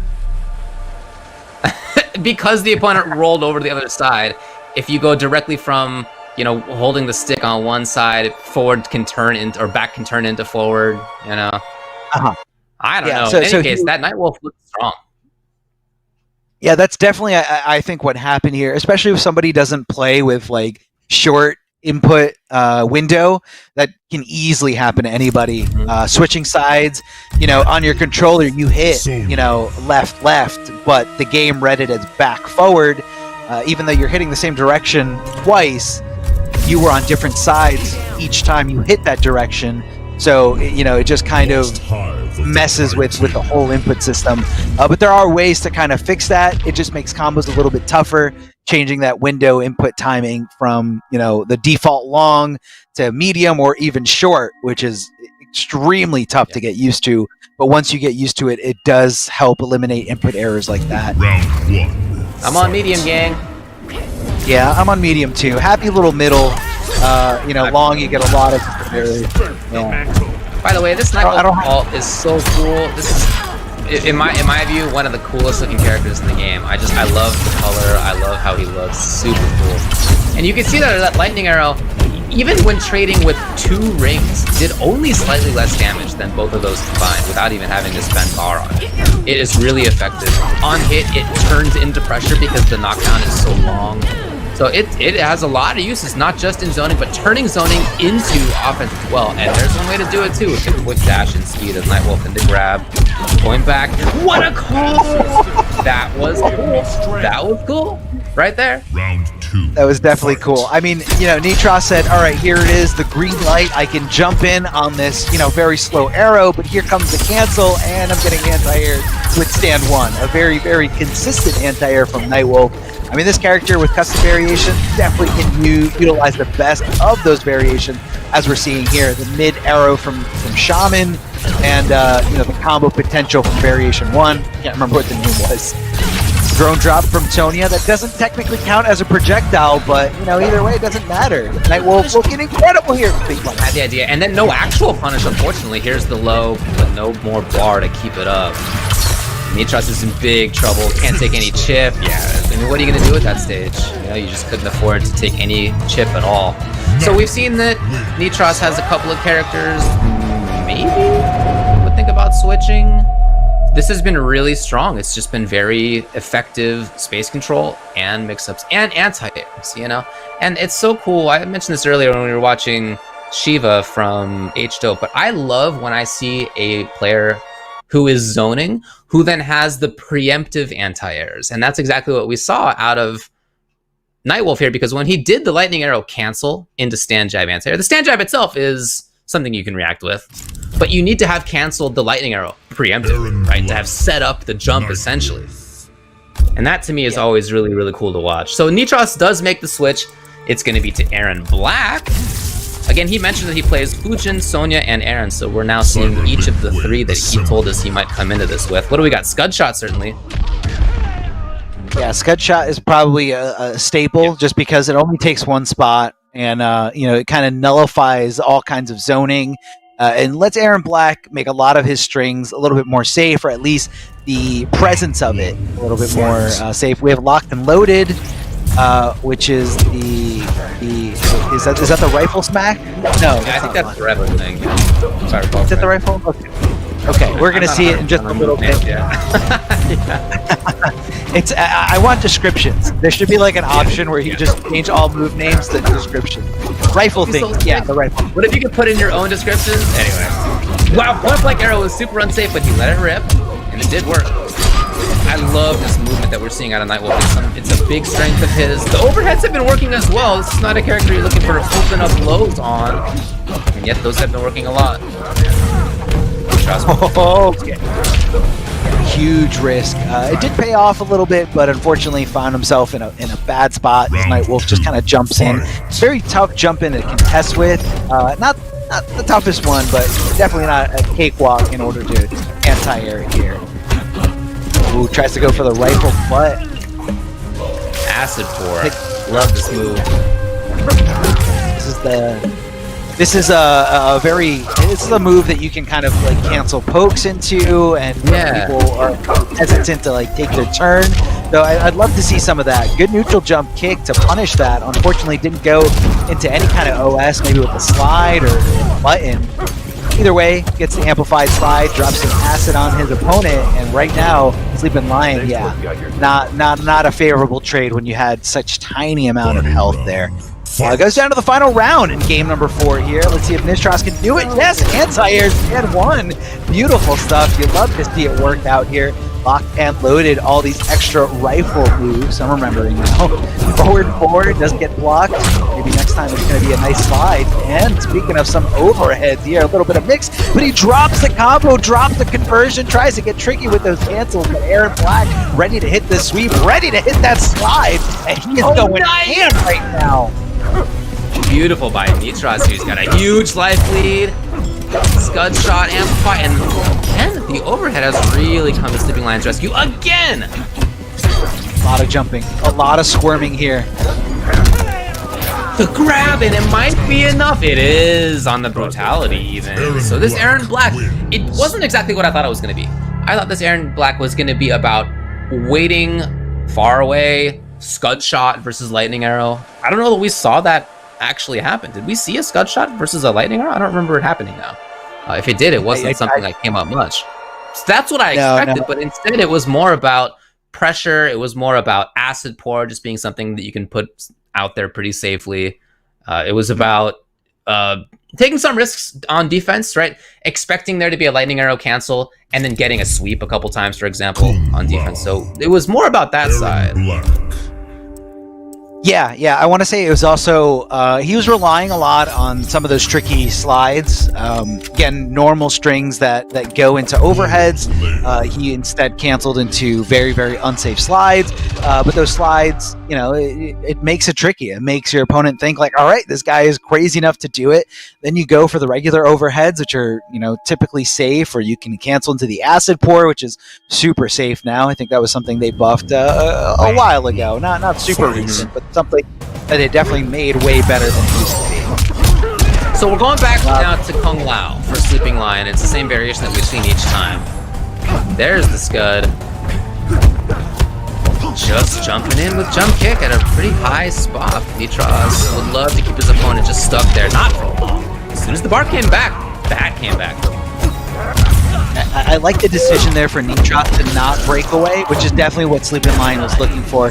Here's their KB to pretty much tie it up. Now these characters have really good range fatal blows, especially Aaron Black. So you gotta watch out what you're gonna do. Don't flinch, don't make a move, don't blink, because here comes fatal blow to steal that round. I don't know what Sleeping Lion was doing, but he caught bullets to the face, then bullets to the eyes. Nitros right here on match point, ready to take this, ready to represent Russia in the next round of this Intercontinental Top 8. Here comes the back 2-2, very solid mids all around, anti-air, stop it, Kung Lao. I know you love to jump, but just stop it. 380 there for Sleeping Lion, but again, now he needs to wait a little bit for that bar to come back. Will there be risks here? Nope, no. So it's not always the case that Nitros is bringing out the big risks. Sometimes he just hangs out. Sometimes he keeps it safe, and that's what Acid 4 lets you do. Yep. Confirm into Amplify, of course. Trying to keep his opponent there for as long as possible, just toasting. Damage over time, and quite a bit of it, to be honest. It adds up, man. It's very, very fast. Ooh, it's close. It's not enough, though. Hat is just a high. And here comes Nitros, taking the risks on slide. Oh, boy. Good luck. Yeah. Oh, it wasn't enough, actually. Jump back kick. Probably going to be in a dive kick afterward, just in case. And that was a very scary... Yeah, match point for both. Very scary situation where he neutral jumped and kicked, because he could have got trip guarded for a full combo had, you know, Nitros been ready for it. But I feel like he just kind of checked out mentally in that round and said, let me focus on the final one here. Big kicks from Kung Lao contesting Aaron Black, and he tries to take to this guy. Here comes the back 2-2, staying very consistent here. A little bit of stagger pressure, and that's exactly what he needed. Try to go for the launch, but actually didn't hit it right at all. He should have just gone into the shots. Oh, no punish! And a huge one. Yep, that was a big moment right there for Nitros. Shot out, so all that bar gone and nothing to show for it. And now Nitros again with the slide. Safe acid pour attempt. Just push the opponent back. Now, you mentioned the fatal. It is on deck. And we have seen Sleeping Lion willing to do it. He's only going to have one more chance. He doesn't have a chance at all. Never mind, as Nitros takes it with his own reverse 3-0. How many times have we seen a reverse 3-0 today? I feel like this is the third time. It's been happening. We have had close sets. Oh yeah, very, very close sets. And again, it's about adaptation. You know, certain players, they get too comfortable. They feel themselves a little too much. And, you know, they don't realize that you're not playing against the machine. You're playing against another human being, a human being that's, you know, capable of making decisions, capable of, you know, just taking in that data of what just happened and how do I correct it. And that's what we're seeing. We saw it from Sleeping Lion a little earlier. Now Nitros looking incredible here. Really loving that Aaron Black. Little custom Aaron Black here. You know, a little mix of variation 1 and variation 3. Super safe if he wants to be safe, or super crazy if he wants to go nuts, go for those slides. And he did a really good job of that. Really good job of utilizing that back 2-2-2 as well. I think that's a very, very solid mid, man. I mean, whether it hits somebody airborne, yeah, of course. Right? So it just converts very consistently.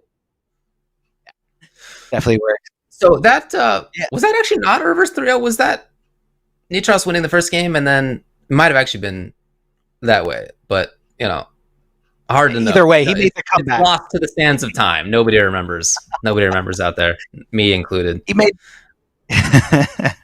You get that short-term memory loss. It's so easy. Correct. It's so easy to give that.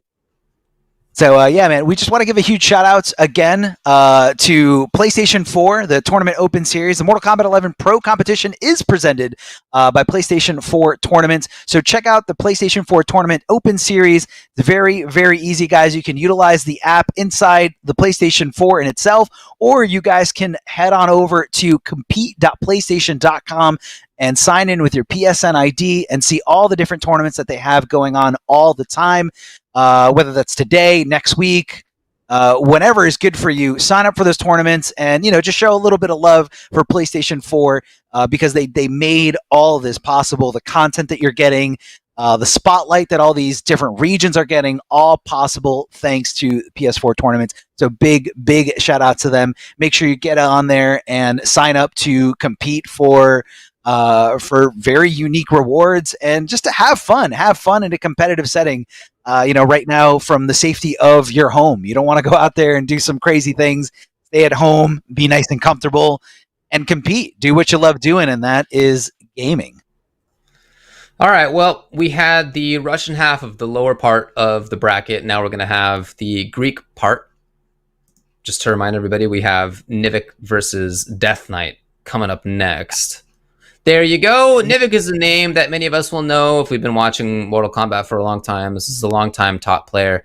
As far as Death Knight, like I mentioned earlier, Nivik was kind enough to give us some intel, and according to Nivik, Death Knight is relatively new to the scene, but has already had some success, as you can see. So it's great. I love to see that these players are coming up in this way, and for Nivik, this is against somebody who he clearly respects, and I think you can see why. In how Death Knight played before, we had an awesome comeback when we saw him previously.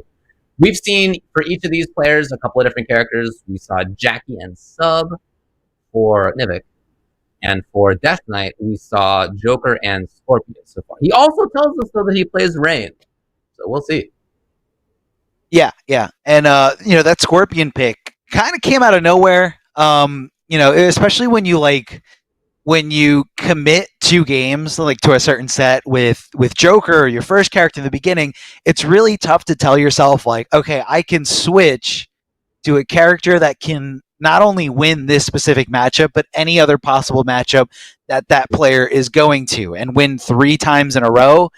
It was a tall order, but he definitely did it. So I'm very impressed by Dark Knight and what he can do. And Nivik almost did that in the winner semifinals with Sub-Zero. But just fell a little bit short there. I really love seeing all the different characters that Nivik can play at a high level, and it kind of speaks to who he is as a player in general. Because not only is he really good at Mortal Kombat, he's also a very, very good Tekken player. So being able to jump from like game to game, character to character is definitely a unique trait that not a lot of people possess. A lot of people usually like to stay in their own realm, in their own game. Yeah, but getting out there, out of your comfort zone, playing multiple games, it's so tough, especially like going from like a back to block 3D game to like a 2D block button game. It just messes with your head. But a player like Nivik has it under complete control. And it looks like Nivik is going with Jackie, and looks like we're getting a little bit of Rain, the new DLC that was just added to the game not too long ago. Let's see if we can zoom in and see the variations here. I think that we saw the anti-air geyser, which is going to be a big deal versus Jackie. That controls a lot of anti-air space. You get damage out of it. That can be really strong. Let's see if that's what he intends to do. I think we saw Hydroplane as well, if I recall correctly. Yep. Okay, yeah, I think so too. Jump punches. This character's mobility is just unmatched on the ground. They created a character here who can just be a flood. They went in hard on the water metaphor for this character, not just in his moves, but in his movement. For sure. Yeah. That said, he definitely flows. He definitely flows like water with that wave dash. Whoa, hold on a second. Get up, punish. Continuing the combo, going for the side switch here. Rain applying as much pressure as possible, but it's not going to be enough. Nivik does find the hit, able to confirm into a nice, easy little combo, and Nivik takes the lead here with the first round in the first game of this first to 3 set. I feel like I'm seeing Rain being a little bit more hesitant on his buttons, maybe not fully committing. I know he's got some weird buttons because he doesn't have like a general 1-1 or 1-2 string.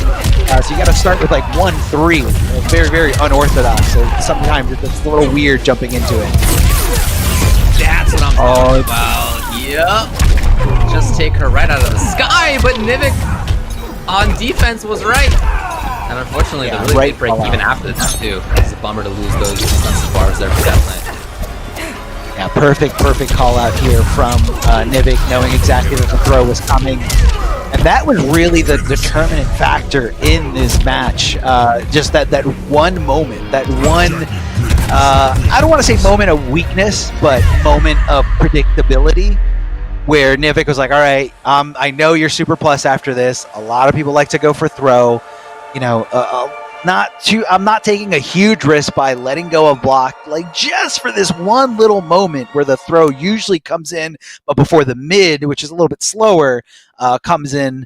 So Nivik saw it. He recognized that the throw whiffed, He cashed in with the down 2 crushing blow, and that was enough for him to make that comeback and get in complete control. I mean, Jackie, when she's got that DOT arm, that grenade, she's kind of like a momentum machine. Being able to make your opponent panic, knowing that they're glowing, they're running out of resources, they're running out of life, and they're running out of time here as Nivik is just hammering at the door. So it looks like Death Knight is going with back to the main character here with Joker. Going to just be using a tournament variation that we've seen before, Kapow Boxing Glove, which leads into a lot of combos, and getting lit, which is a really good move to just kind of throw out at your opponent once you have them trapped in the corner. But it's really tough to trap Jackie in the corner with all her immense mobility moves. Oh, there you go. Toasty as well. Very nice. Yes, I love what he's doing so far. Death Knight's looking really, really good on controlling the anti-air. You know that's such a huge part of this, but there's the mobility by Nivik. Great call. Getting right back in. But Punish comes out. Sure, take a little bit of damage on the ground, but no big deal. You're dealing so much more. Oh my god, look at the use of that interactable. I mean, being able to jump back and then jump forward, it almost doesn't make any sense, but it is such a good tool, and you always got to watch out for it. You don't think it's going to be enough, even with less health, as Jackie has 5% less than everybody else. Here comes the DOT, but she pushes him off of it. Is she going to be able to make this comeback? Sure, Yukin's in the corner. Going to be using definitely a lot do of this. Yeah. All right, nice to Where are you going to go? Night. Where are you going to go? You have nowhere to go. No, for sure. You have nowhere to go but up. Here we go, Jack using that interactable to get out. Here comes Joker trying to do the same thing. Not as mobile as Jackie, or not as many mobile options in the air, but still able to use it. A good jump in from really far range. Nivik with the tight execution here. Keeping back, cutting off, you know, a good chunk of it. Wow, that actually punished. I actually thought he was going to be able to recover in time, but you don't realize it. Here comes the crushing blow as well. Yeah, it takes everything off the table here. Like father, like daughter. All right, Nivik taking the round. Final But I do like a lot of what we're seeing out of Death Knight's Joker in this matchup. I like how he's been using the Jack in the Box to control the anti-air. I like how he's been moving around as well. His own straight shot is really high and sometimes can anti-air from far. So he's been controlling things both on the ground and anti-air pretty well. Here we go. Oh, not quite. I like how he's using this against Jackie, because like I feel like a lot of Jackie players jump in that scenario, and he knows that, and it's almost like there's very few reasons not to go for, you know, amplifying that gas canister, getting lit. But again, specific variation or specific ability that he has equipped here. Oh man, he's cashing in on that big crushing blow. This is the final round. Oh yeah, he gets in here for sure, for sure. Yeah, that was huge for Nivik to find that big moment. Great execution, made it all count, and just continued the snowball right after. Yeah, no reason not to do it. No reason not to do it at all in that scenario, because like once that happened, you know, it was guaranteed for him. Add that damage, you know, get as much on the table as you can, get close to that win, and that's Nivik, you know, paying attention, understanding the moment. You know, I feel like a lot of people get caught up, like not realizing, you know, you're in a final round, not realizing, you know, what KBs you've used and which ones you haven't, and what routes are accessible to you. And, you know, it adds a little bit more damage. Okay. Yeah, look, this is the situation Death Knight's been in. Death Knight's been here. Down 0-2, facing elimination. And he's made the switch to Scorpion, just like last time. And it's the same variation. It's got Reborn here. With Helport Looks cancel. like he has the Demon Slam in this one. Did he? I don't think he had. Did he have the Demon Slam in the other one? Which is the air throw. But I think it's going to be up in the sky sometimes. Yeah, exactly. I think it's going to be useful. Okay. What awareness right off the bat to get the counter hit. KB, but drops. Still, good damage on that. So we'll see whether this Reborn Scorp works out. There's no bar there, but he can maintain pressure. Here's Nivik. Nivik, the gentleman, getting the knockdown in the corner, setting up the goop. But who cares about the corner? And he calls it out! You know, that Scorpion's gonna get out of there. He does not want to melt in that goop, and he wants to escape right away. And he actually died by teleporting into the goop again! So Nivik is threatening to just take a straight up 3-0 here against his country. Yeah, it's that thing lasts so long, much longer than you think it does. You know, you just gotta wait, bide your time, and you know, rely on that teleport from Scorpion in this matchup. Down one, checking him, making sure he doesn't go anywhere, canceling the teleport here, jumping over the other side, but getting clipped before he actually makes it. Jackie with a down 2. Conversion here. Maybe he was anticipating someone on a breakaway, but it wasn't even available to him just yet. Not sure why he didn't go for any kind of spear combo. Maybe trying to just keep Nivik guessing. Could have gone for a teleport there, but didn't react in time. A down 3, getting complimented here with the following back 3, hitting as an overhead right after that low. And Death Knight showing that he's in it to win it, showing he's here to play, and he's not trying to go down in a 3-0 fashion. Hitting that crushing blow, not going to have the resources to come. No, he did have the resources to come out of that breakaway, but just decided to hold that. I mean, it's a lot of damage. Only one grab after that put him at half life. Just like that, Death Knight's looking in a pretty strong spot. Try to get the anti-air on 4, not quite. Overhead, that's fine. Tries for the low here. Nivik knows that the low is what has the actual damage, so he hung out, but not hanging out for long. Down 2, underhit, stand 1. Great damage from Nivik here. He didn't wait! He didn't wait. He was so sure he was going to amplify it. Nivik was trying to challenge. Nivik was trying to do something here. Nivik finds one more hit. No, the drop! The overhead for Death Knight. Death Knight has been here, like we said. He has been down 0-2. And not just that, but the last time we saw him try this when he switched to Scorpion, he looked a little shaky in the first round in that situation too, and I would say the same here. He looked shaky in the first round. In the second and third rounds, much better. Ended up taking the game. He needs to win 2 more. He can do it. He can do it. He is character locked here. Why not?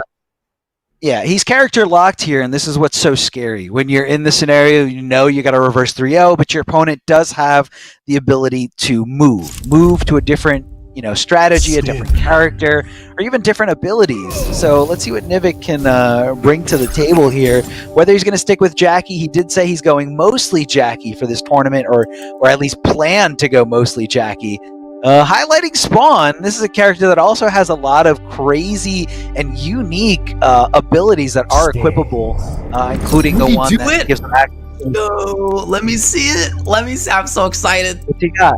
What's he got? What's he got? You just gonna play the 1? He is. Wow. Okay, I thought there might have been something more. So, no, he's gonna go with the 1 which has the big damage out of it. I think that's the primary reason to be playing this. So some of the spawns that I've been playing against have used that move, but also maybe with like Soul Forfeit, which is a super fun thing, where you can get your KBs. But he's not gonna go for that. Just gonna go for the tournament variation with the Air Letha Glide as well, that you can use to extend some combos, that you can use to move around a little bit. Fight. So with Reborn, you're spending defensive bar a lot with this character. Here it is. Yeah, that's not right. You're not going to get teleport cancels now. And so when Nivik finds the next hit, if he does, with this character, he's going to deal a ton of damage with that big damage lunging forward stuff. Yeah, getting out of there. And then really the only way to stop that is to have that breakaway available. Beautiful spacing here from Nivik, connecting that back 1. And look at that, just like you said, David, going right into some big damage, and not only big damage, but also ending in a restand. That does leave Spawn slightly plus there, right next to you. Forward 3-4 times. He's been willing to do it. He's been willing to do it the whole day. The whole top 8 so far. He's been willing. Nivik, have you been paying attention? Have you paying attention to this top 8? This is what this man does. He loves to do it. He's calling it out just right, and Nivik got hit by it. Very punishable, very, not very slow, but definitely very punishable fatal blow. No access to breakaway, but a lot of access to some good damage.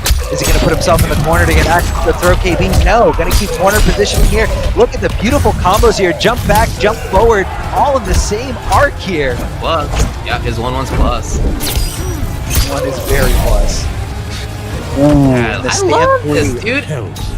Stand 3, stand 4, stand 3-4 is a really good string. It's unsafe on block and pretty whiff punishable if you're far away if you got a far fast move. But if you have something like he does, where he has the fireball to keep it safe, as a hit confirm, it's very strong as well, and there's no hurt box in it, which means that you can just try it out and not really be too concerned somebody's just going to straight up hit you. Yeah, and the other thing about the fireball too is you don't know if he's going to amplify it for that quick little mid, or if he's just going to let it go so he can recover faster. So it also turns into like a guessing game in itself. And that was stand 3 recovering just in time, not to get punished by the teleport cancel. But had that been a full commitment of a regular teleport, that would have been a very different story. Stand 3-4 does miss here, but Scorpion finding the hit, launching him up and forcing that breakaway. Spawn fighting back with a crushing blow of his own. 1-1 back 2. Oh boy, it hurts. He doesn't have the resources to come out of it. Oh, but he didn't cash no hit in. confirm. No hit He confirm. didn't cash in. Usually. Total available time. It's hard for even Scorpion to escape this. Yeah, 3-4 into Fireball is just going to be a really difficult situation to escape. So Nivik with the Spawn, switching out to Spawn to stop his opponent from making another 3-0 comeback. Stealing it. I love it. Dude, it was definitely close. I'm with you on that. But yeah, this switch over to Spawn with that big damage. One of the issues for that variation of Spawn is that characters can actually break away and punish against that big launching special move sometimes in some situations. Yeah. But if you know that you're going to go up against Reborn Scorpion, who's going to be using defensive meter for movement for teleport cancels, is going to have that less often anyway. That actually makes sense to me as a solution. You know, to make sure that whenever you find a hit, it's going to be 1/3 life, basically at a minimum, right? Even on a restand with plus frames afterwards. So I like that a lot. That was very cool. Yeah, good call out from Nivik. Again, looking back, and that's what we were saying about Nivik, is he has all these different characters that, you know, he can kind of figure out or strategize or like put in the pieces like, okay, what am I going up against? How can I make sure it hurts? Now, this variation of Spawn doesn't have too much in terms of mix-up, which is why a lot of people liked variation 3 for Spawn, because he can, you know, instead of going for the unsafe overhead, he can go into some lows that are actually very safe as long as you amplify it. But he was able to just kind of simplify the game plan. You know, all right, Scorpion is definitely not going to have meter. As soon as I find the hit with, you know, a well-spaced back 1-2 or, you know, anything, I can bully him with stand 1-1, which you said is plus, and it definitely is. It makes for a very simple and effective game plan, and that's exactly what we saw here in this bracket and in, you know, they're very, very close to loser semifinals. But now we are going to have, again, they're going to continue, and we're going to, let's, you know, see the bracket and see who's going up against who. If you guys are just joining us, this is the Intercontinental Cup top 8 for EU East. EU East, and the two countries that are being represented here solely in this top 8, you know, the countries that made it here. There's definitely a lot of countries in this region, but the ones that are here representing, showing that they are the best, showing that they're here to play, we have Russia and Greek, two completely opposite types of country. I mean, Russia is gigantic, and Greece is just so, you know, they're very, you know what I mean? Like it's very, it is small, very polarized, relatively speaking. Yeah, I've been secretly hoping for this, because this is going to be super far as the connection. We'll talk about that in a little bit, but just wanted to shout out Astro again. AstroGaming.com is where you can check them out. Thank you so much to them. They're the official partner, audio partner of the Mortal Kombat 11 Pro competition. All of our audio is powered by Astro for the whole season. As you can see, we're modeling it very nicely. Again, check out AstroGaming.com to find more info on their officially licensed PlayStation audio products available now. So I, like I said, have been like secretly hoping that this would happen, because I'm very curious to see the connection between Athens, Greece, and Vladivostok, Russia. That's like what I'm interested in right now. I don't know how many miles away that is, or how many kilometers if you're from everywhere else in the world. But that is super far. So we'll see. You know, coming into this, you're going to have to game plan for that. That is unavoidable when you're dealing with a country like Russia. That kind of thing can happen, right? You're not just going to limit it to one part of a country. And that's where we are right now. So we'll see how that goes. Which character do they think is going to be good under these circumstances as well? That may be something factoring into this. Oh, are we actually going to be playing the winners finals first? I guess we are. Yeah, that's what it looks like. Yeah, so we have H-Dope, who's very close to Nivik. Nivik had a lot of great things to say about this player, and as you guys just saw in the bracket, this is actually the player that took down Nivik out of the winners and into the lower bracket. So this is definitely a force to reckon with here. Nivik, when you look at the bracket and you see all these players, Nivik is the one that stands out the most in terms of accomplishments. He's traveled internationally, competed at the highest level, and it looks like here we got Spawn, we have Charging Hell Spawn, and this is basically the same variation we just saw coming out of Nivik, where it's going to lead into a lot of damage. It looks like he didn't even rename the variation, it's just the one. Continue it. So this is going to be a Spawn loadout that we're very familiar with. High damage as long as you come off of that breakaway, not going to be unsafe. And he's also going to have access to the core move here with the cape charge, the cape charge that goes through projectile. I actually don't know if it goes to Sindel's low scream. I know that one is kind of weird in terms of property, but let's see what happens. That's fine. 3. Yeah, 3 is the high. This is it's a very oppressive situation for so many characters to deal with. Few characters have far fast buttons to deal with this. She's got far buttons. That's not the problem. They're just not very fast. No, the drop. Oh, he drops the ender. He can throw tech. Oh man, he's nervous. He's nervous that he screwed it up. He knows he screwed it up, but just calm down and you can find it here. Good flawless block here from Val. That was insane. So clutch in the scenario. Oh no, getting clipped there by the low. Here comes the something. Oh no. Is it enough? It is. Oh boy, for a hope, you have to think back to that dropped combo. Round 2. Oh, what a heartbreaker there. And I think he probably just kept thinking about the scenario, kept thinking, oh man, I dropped the round-winning combo. Why did I do that? Why did I do that? But it's so tough to escape that moment haunts you, not just for the remainder of the round, sometimes for the remainder of the set, the day, the season. You just think over and over again, man, I really messed up. But here we go. He can dust it off. He can just keep going, keep on trekking. Right now, he's even pretty good. He's going toe-to-toe here with Sindel. Here we go. Oh, baby. Yeah, Give me that punish. Instantly gets out of there. And then the super late cancel, the super late amplify. I love that ability of this fireball to do that. You can hit him quite far as well by doing that. So we're back to the situation of corner control, of stand 3-4 being the harassment tool, back 1 as well. Oh, he was trying to swing there, thinking about swinging. I was thinking about him thinking about swinging, and just kind of kept his composure here in that scenario. Didn't want to overextend. Didn't want to get hit by some crazy scream for a comeback. All out because he absorbed. He gets the crushing blow. Yeah, and that goes right through. Yeah, it goes right through projectiles. So it's a really good way to call out an opponent's full screen options. And as we know, Sindel's got plenty of those. There goes the scream, the low Banshee scream coming at you, trying to clip at those shins. And Hope just kind of, H-Dope just trying to stay cool, stay calm, stay composed. Nice little wave Some of these dash. streams are real close to actually working out and being KBs. They have been very close a couple of times. This time it does connect! Get the full combo! Well, luckily for Spawn, she does not have that fatal blow ready. Had she, it would have been. That had just been in the fatal blow, it would have been for the victory! Oh, it's very doable! Very doable! 4-4! Oh! 2 rounds. If H-Dope had just done a different combo in the end there, just gone into fatal directly instead of into the launching special you can break away from. If in the first round he had completed the full combo instead of the drop, those 2 rounds could have been his. He could have won that game with 3 straight rounds. He just easily made the wrong choice at the end, dropped it in the first round. So that's tough. That is a tough situation.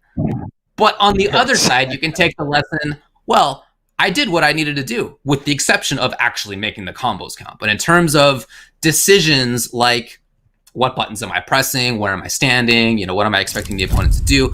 Those things actually did work out. He just didn't end up sealing the deal. So he is going to go back. By the way, he's just picking straight up tournament variation of the 1. He didn't make his own variation called the 1. You can do as well.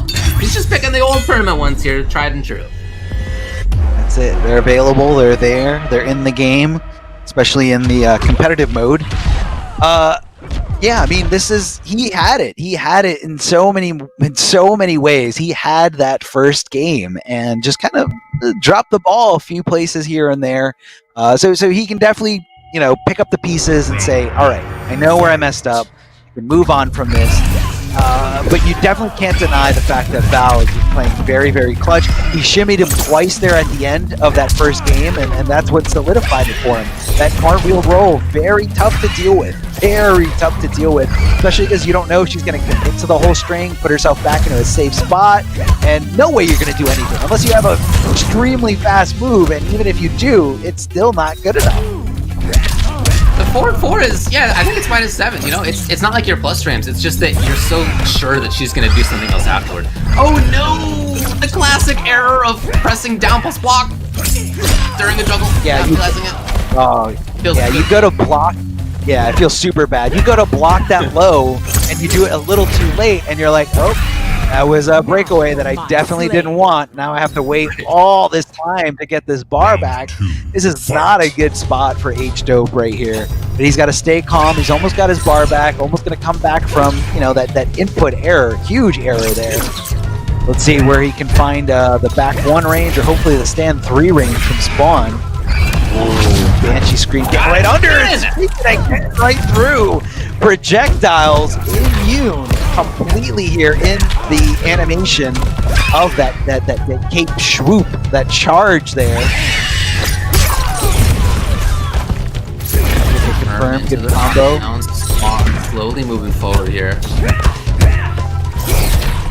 I feel like he's trying to get there's outside of what Spawn can do. Even the character like Simu has some nice range and almost on his stuff. Can't really challenge. Definitely good range for the most part, but a little bit slower. Definitely a little bit slower. Right. Low Scream, just kind of clipping him over and over again. I feel like he's too scared to commit to any kind of offense, so he's just playing way too defensively here. That's why he was opened up easily by a throw. But definitely a trade in his favor as long as he amplifies it. But gotta watch out for that low scream where she just kind of arcs all the way down. Low profiles a lot of things. Definitely enough here. H-Dope standing there. Final round. Fight! But yeah, that low screen's been a big part of this, of course. Oh wow. Interesting. Oh, he tried to go for a whiff punish, but she committed to the whole string, the whole forward 4 string, and you just don't know. It drives you insane because it's one of the most frustrating things to deal with, you know, about Sindel outside of a crushing blow scream. This is definitely up there.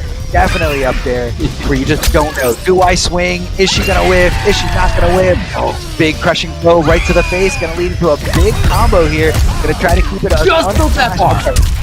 That was so close. Almost 400. 40%. Unbreakable. Red a grab, neutral duck was the choice for H-Dope, and nope! Val just coming in there for something very safe, forward 4 like he had been doing. It's not like he's taking risks in pressure. He's not taking even the kind of risk that you need for a throw. Which is not a great risk, right? It's not huge, but it is a risk, and he's not even doing that. He's just playing this super safe, very controlled sort of style. So now, what do we see from H-Dope? What's the choice? We've seen Shiva from him, keep in mind. Kung Lao, he said, is an option for himself. Yeah, Kung Lao could be the winning scenario here. I mean, that first game of Spawn with Spawn, definitely a lot closer than that second game. That second game was all Val. Okay. Looks like we're going maybe Shiva. We did see this against Nivik, which forced Nivik to pick Sub-Zero, which H-Dope, I believe, switched away from Shiva in order to deal with that Sub-Zero. So let's see if Val knows how to deal with the stance, the infamous stance, the dragon stance. We can see here the stance. This is the stance. We're also going to Death have March as well, Queen's Punishment as well. Okay. Queen's Punishment is the low grab, correct? Yeah. So this is, you know, you're going to see her, you know, double dipping into turn by doing stuff like down one into low grab. I don't know. Right next. Really recovered in time and actually recovered for the punishment of his own in time. That is incredible. Stance. But about this range right here, you can be stuck. You can be stuck here. You don't need to be watching. There. Little screen back, little projectile back. Taking a bunch of projectile chip damage. It doesn't need to be the case. But Val's still down in life. I feel like the trades projectiles is always in Shiva's favor. It's very tough to get something on the board. I mean, that one got through clean. No trade at all. Goes for the hair flip. Oh my god! What a solution! The hair flip. The first 2 times we've seen it in this entire set, because those are the first 2 times that we saw almost any risk at all in this entire set. Yeah, exactly. That's exactly right. And it's just like a completely maniac thing to do. Yes, it hits as an overhead, but it is so unsafe. But, you know, just figured, whatever, do or die. I mean, I've got no health. There's no way I'm trying to contest, you know, this projectile war. So let me just go for it. And it paid off. Wow, looking incredible here. The cancel of the screen, getting real tricky, going for the full carbon string. And just kind of, now that Val has a huge life lead, perfect call out, perfect punish of the stomp. Gonna go for the corner positioning here, big jump in, and just backing off Val. 100% momentum running from the end of round number 1 with those crazy 2 hair flip combos. That was insane. Sindel wins. I really like some of what we saw right there. He actually did challenge in between the string and the dragon stance. Again, you can do that, right? This is not like some perfect thing. The startup oven is pretty long, actually. And if she ever tries to do, like, you know, dragon stance into cancel, into trying to pressure more, that's always like minus 15 to 20. Like, it's mega punishable. So you're with that stance, yes, you are definitely able to do some chip damage in some situations. Against some characters, I think you can control the screen really well. I think it's a good move, and especially I really like the amplify, the slow fireball. But there are definitely solutions to this, and we saw some of that in that match right there. Even I think it was just down 3, if I recall, maybe it was down 4 for Sindel, that actually was able to trade, and even trade, right? That's okay. You're back to a situation where you're not in contention with that right up close. I liked a lot of what we saw right there. The way that he dealt with the stomp, I thought was great as well. You know, moving around, back and forth, back to punish. That kind of stuff was really good too. And the ability as a player to play this style versus Spawn of slow, patient, not taking risks. Again, not even the throw, right? Just not risky at all. Yeah. And then as soon as it was a different matchup where he felt like, oh, I'm in the first round, I'm getting zoned out, I'm in trouble, I better try some stuff. Hair flip, right? The risk. That change as a player is not always easy to make that strategic change from one style to another, and he's able to do that too. So very, very nicely done. I really like what we saw. Yeah, and that's why he had that move equipped there. I mean, you want the threat of that move to be there, and you know you want to use it whenever you need it. That move also has a very nice crushing blow that does pretty good damage. Tacks it up, you know, if you need those Hail Mary moves. As we all know, Sindel loves those comebacks, loves those scream crushing blows. All that unbreakable damage that it leads into is just insane, and that's what makes for like a great comeback character that also has all this utility. But yeah, like you were saying, the dragon stance from Shiva, I think it's really powerful right now because you know, this is something that has so many different times, so many different variations of, you know, she can do 1 fireball then cancel, 2, 3 fireballs and cancel, so you don't really know exactly what she's going to do. She's got so many different options. But it looks like we're going right into the next match. This is, again, reminder, this is a Greek player versus a Russian player. Greece versus Russia in the lower bracket. This should be loser semifinals, if I remember correctly. Winner of this will make it into the losers finals. We have Nivik go up against Nitras. So Nitras had the Aaron, and I think we both liked it. Scud shot up Peacemaker. Okay, let's go. And then enhanced locked and loaded. So I'm looking for up Peacemaker as a way to deal with bionic pounds. Yeah, I'm assuming that's like an upshot from... Yeah, man, I haven't seen it much. But I'm just in my like quick perusal of what the customs are back when they first became illegal. Yeah, I think he just shoots up into the sky. Round 1. Interesting, interesting. Okay, let's see what he can do with it. Let's see how well it deals with, you know, one of the best air characters in this game. You know, trying to challenge here with down threes. Nivik getting in, and Nitros being very patient until then, right there. Maybe looking for some kind of anti-air, and looks like that's the shot right there. A double gunshot to the sky. Oh no, nobody was home and somehow didn't get punished. Nivik wasn't ready to swing yet. Maybe he thought it was going to auto-correct, but Nivik ready to find the combo. Big hit confirm into the grease kick. Getting the back throw, possibly for a throw mix, but it doesn't matter. Wasn't going to tech either way, and Nitros holding on for dear life to that block button, but not this time around. Too scared of the back-to-back throws, and Nivik all over his opponent right now. That Peacemaker has not really come into play. He's tried it a couple of times, it hasn't worked. I don't know that it's fast enough to do that on reaction. I guess we'll see if he can make that happen, but it's not like Nivik's only just been doing ground and pounds on the way in. He's also just been harassing really well up close with the mids, moving forward in more conventional sorts of ways. Yeah, safe moments like this. And then reset for the grab, and with the extra juice on it is enough. Look at the damage, 132.42, and that was enough as a result. Nivik was a very strong game number one.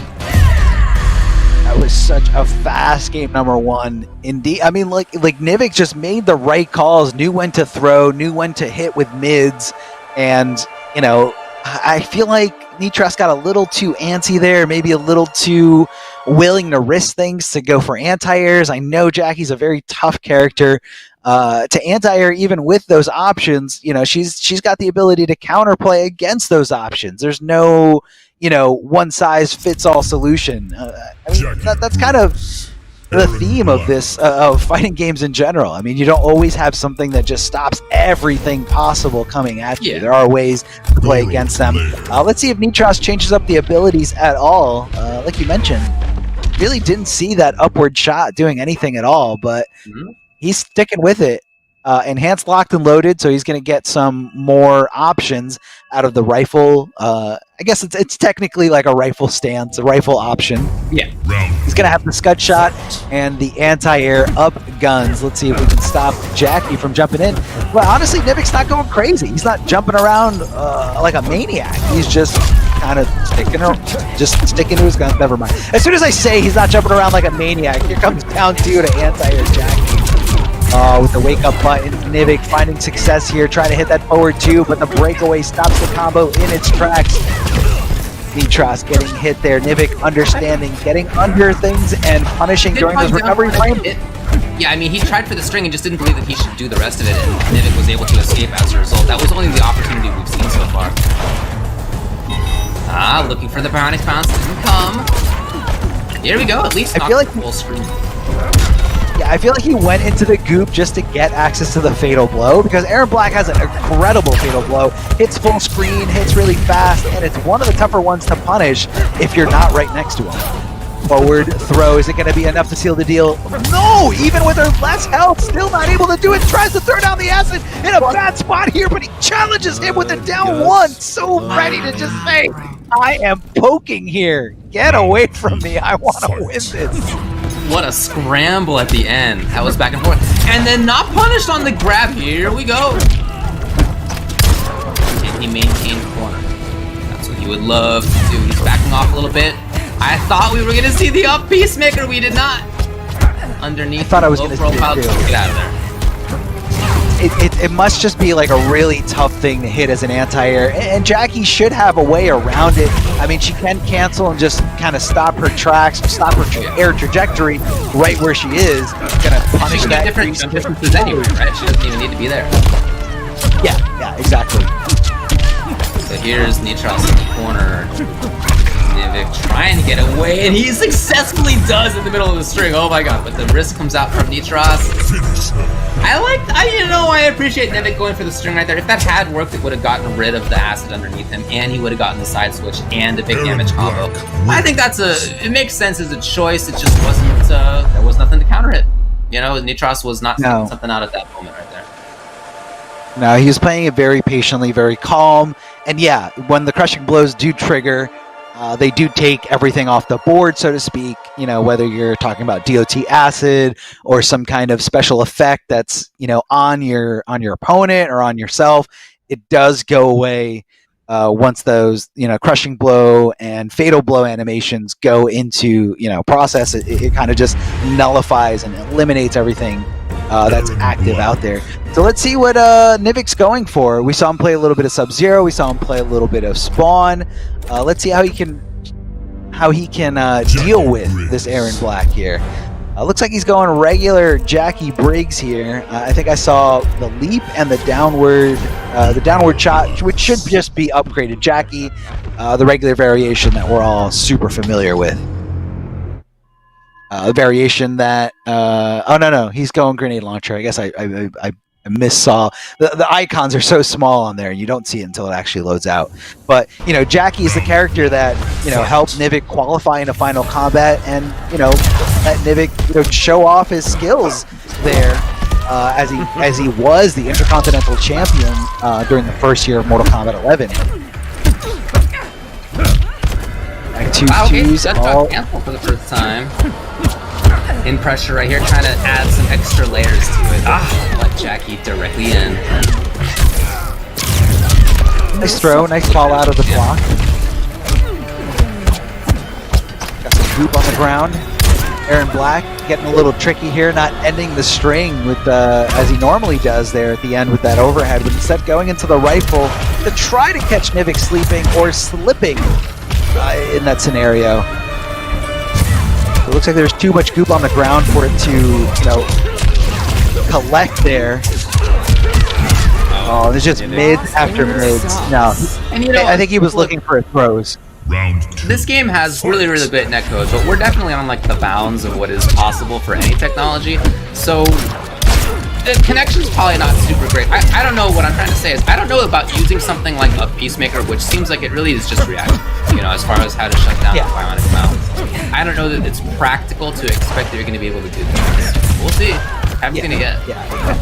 You could see him doing it like preemptively there. Like he maybe thought Nivik could possibly go for a jump in that scenario. Oh, speaking of jumping, neutral jump punch doesn't go fully into a combo, but instead cuts it short to throw on some goop onto the ground, get some DOT. Oh, this is going to be close here. A big damage combo, and then he's going to have to deal with some of that goop, surely. Fatal's not going to be back for a little bit, so even just that on the ground is going to do it. Yep. Very nice call by Nivik. And unfortunately, the use of the fatal blow just a few seconds earlier was actually why Nivik was not concerned about putting that out there. If he had taken a shot, there had been a trade, say he gets shot or something, I don't know. No big deal, right? It's not going to take a lot of damage. And all he needs to do is just put the goop on the floor. That's all he needed. And at that point, he was going to be guaranteed that game. And it's also like he had to hit that perfect little middle spot where like you didn't want to hit him directly at the goop. You just wanted it like to land at his feet and then, you know, kill him just by, you know, the close proximity of it. So, you know, you could see him inching to that spot, but he didn't want to like overcommit. He didn't want to like, you know, say directly like this is what I'm going to do, because that might have opened up an opportunity for Nitros. So he's just very calmly, very slowly getting in a position, putting on that goop, and taking that victory here. He's sticking it out with the up Peacemaker for the ability. I don't know if, again, you made a really good point, David. Is this going to be enough when you're playing online, especially from such a far, you know, region to region? Is this practical? Is this something that can help you? Because I have not seen it connect a single time. And even if it does connect, what does Aaron get off of it? Can he get a big conversion? Can he get a great setup? Probably not. A lot of anti-airs in this game don't lead into too much damage. We're talking about a quick math distance of about 11,000 kilometers here. So great netcode, but we are unfortunately bound by the laws of physics, and at some point there's going to be an end to that. Yeah. Oh yeah. Okay, got him out of the sky, and this is the chance now for Nivik to begin. The whiffs! Yeah, Nivik got it. What a perfect moment to call out. Looking for the breakaway, nothing comes. And so was Nitros there. These guys are both making the reads, and neither one is biting. Yeah, nobody wants to commit to the breakaway. You're coming off a lot of resources here, especially Jackie. She's going to need them to, use that air mobility. Forward throw here from Nitros, throwing that Looney Tunes dynamite. The overhead just getting blocked here from Nivik. What a reaction, and you really got to be impressed that he's doing it in this netcode. And Nivik getting around that anti-air attempt, but not getting the full combo here, not getting the full damage that he could have been. Oh, and I think he tried to dash punch there. I think he thought he was going to try to put the rifle away, but he just kept shooting. He's got one bullet left there in the chamber, but then after that, hey, used it. We saw it. He did, and he got Oki'd, I guess. That's what he got. Yeah. Really no damage there. I don't know if there's an amplified version of that, but I mean, it just kind of knocked him out of the sky. And if you look at risk reward, Jackie gets so much for jumping into the air, so she's definitely willing to take that risk. The big hit confirms coming out for Nitros. We've been mostly talking about how he hasn't, he's had the upshot and hasn't been able to use it very often, but he is looking good right now. Got a life lead, but they can take it away so quickly. Nice read right there. This is going to be a full damage fatal blow, which is not quite going to be enough, but still, if that breakaway had not come, the damage scale would have been there. Yeah, look at this, super close. And now the goop at the feet is definitely an issue. But so is Aaron's fatal blow. If he sees her throw anything, she is going to get shot. Oh God, it's got shot and he just jumps in. He just jumps in. He's like, hold this acid. And he said, hold this Jackie leap from downtown. Upgraded, coming right at your face. Nivik, what a clutch moment there for him to just take and capture. Down goops. He's had that a couple of times. Yeah, the double goop up in the sky has really been helpful for him because Nitros has tried to do things like down 4 underneath or sweep underneath, slow profile. And Nivik's blown that up by doing that. It's been very good calls for him. Forward for the first. Yeah, forward throw. Keep the corner positioning here. Not really willing to go for throw mix, and I think that's the right call. I think that's the right call not to go for throw mix in this scenario here. Forward 4 does hit the overhead here, and just getting real tricky. I mean, you see the overhead, you see the cancel into the low instead of the regular overhead string. So Nivik's just kind of guessing here. Oh, trying to wake up with those buttons is Nivik, and Nivik ready to connect that up three, ready to take plus frames. Not enough though.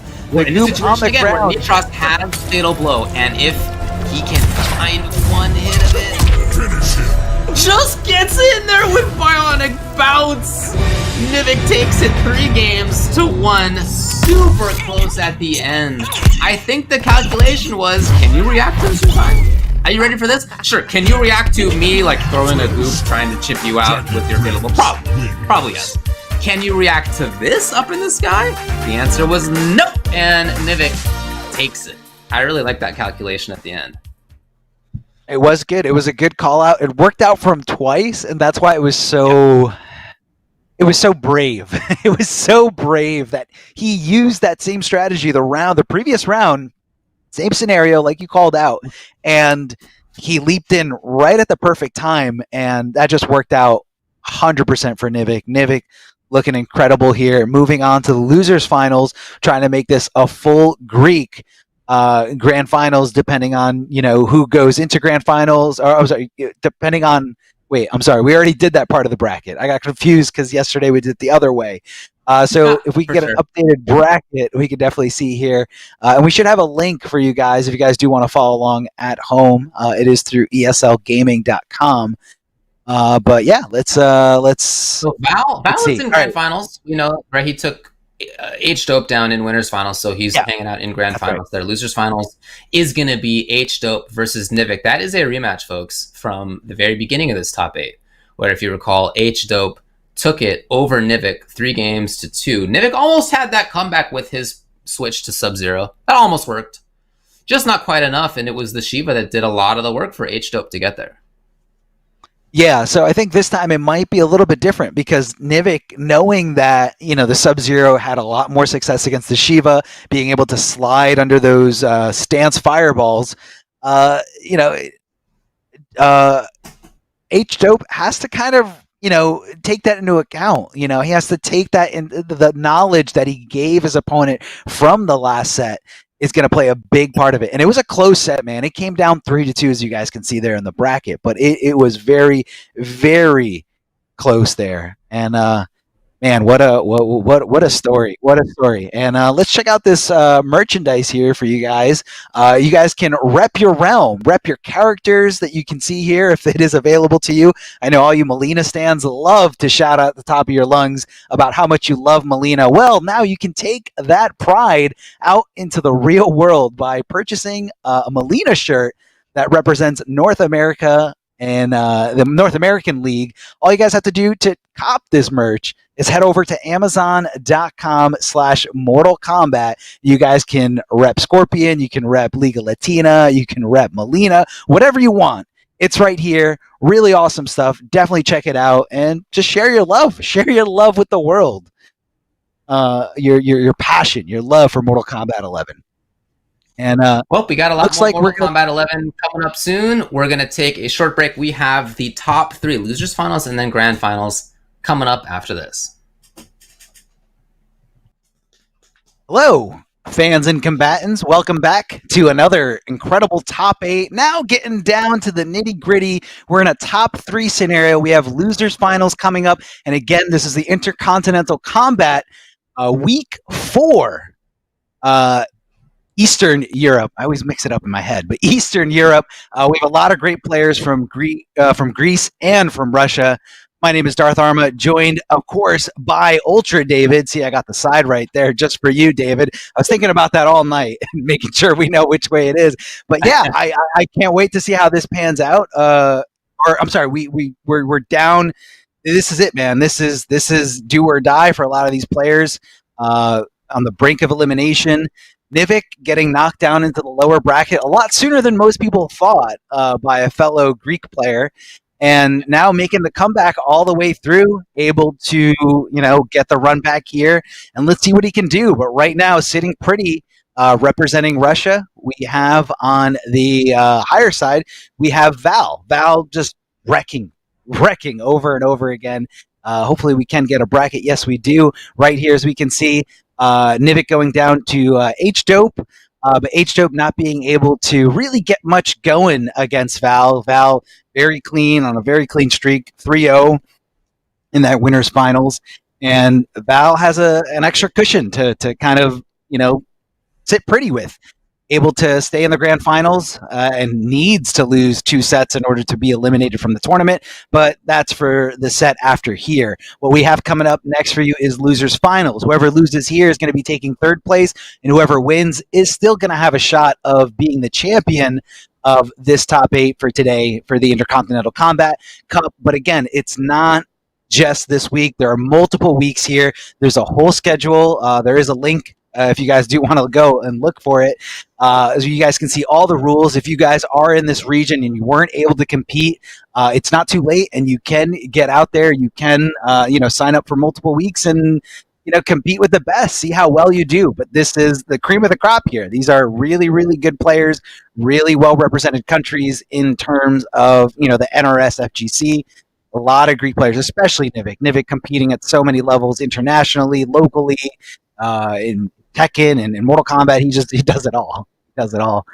And so on the line are points right now, right? That's what players are playing for. First place in this will get 350 points. Second place is 260. Third is 230. So this is definitely an overtime sort of thing. We're here in the first week of it. There are going to be many more.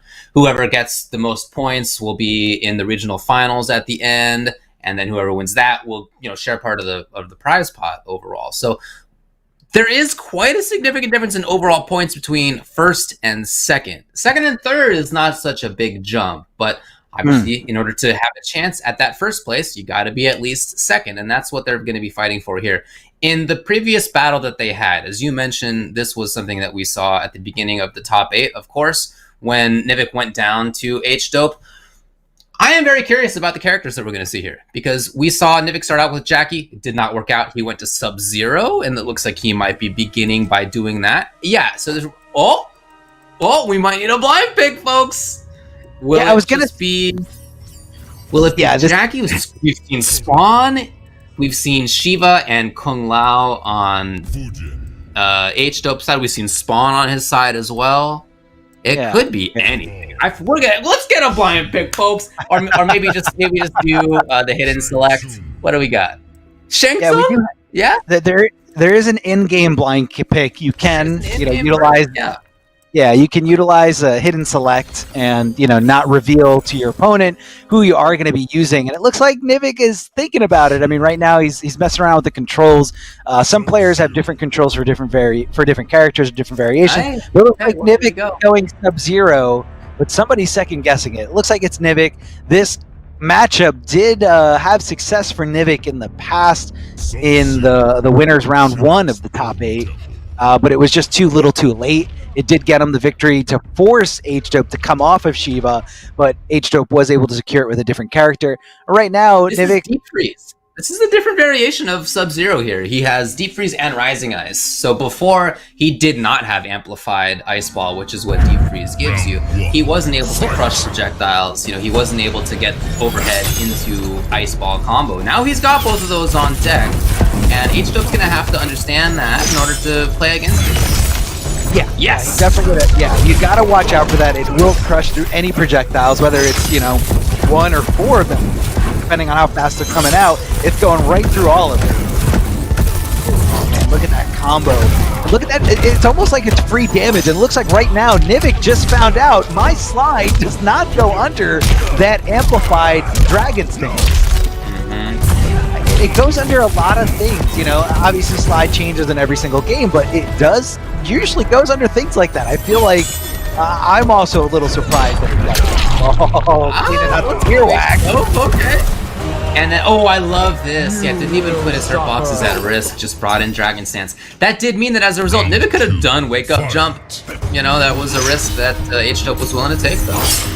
Yeah, but he felt like something was coming in terms of the wake up. Good punish there, going for the slide, and he waited just a little bit, just in case Shiva goes for that delay on that. Oh, he actually held the crushing blow. He didn't want to use it. That definitely countered. Oh man, speaking of crushing blow, breaking the armor, fulfilling one of the crushing blow requirements, and getting some good damage, but Nivik with the wake up buttons, getting some good combo opportunities here, leaving him in his own crushing blow, crushing his own ribs here. Flawless block up to. Now we saw H-Dope doing this so many times in their first game earlier today, and right now it's spelling a lot more.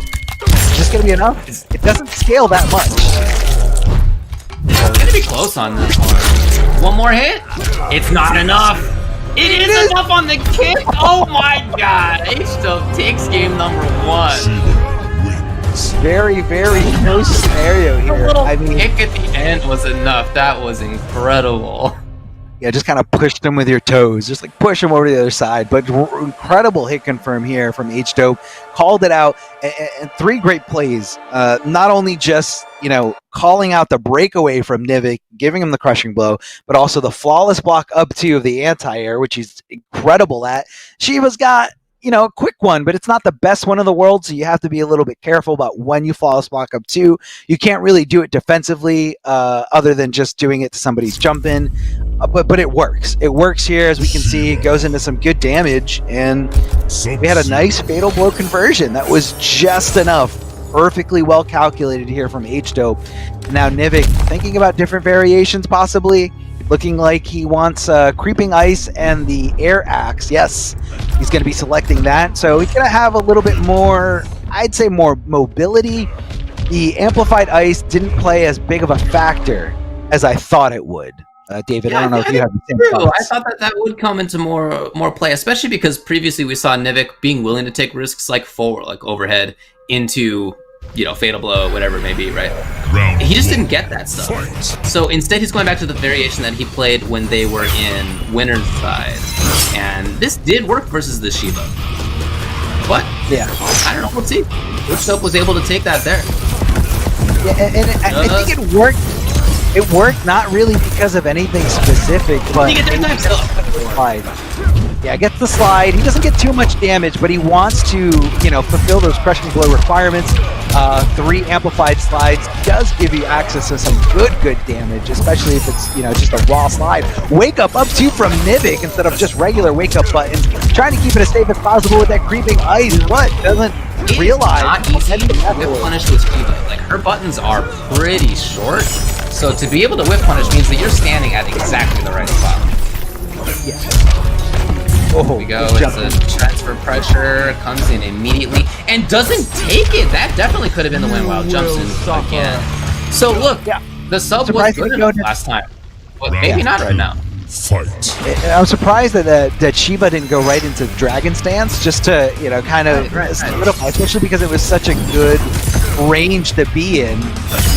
Sub-Zero able to get some kind of combo, definitely making the trade a little bit more in his favor, but the fact that Shiva got 2 of those fireballs in, it pretty much evened it up. Big jump in from Sub-Zero, that big jump in 1 reaching all the way down, extending that arm.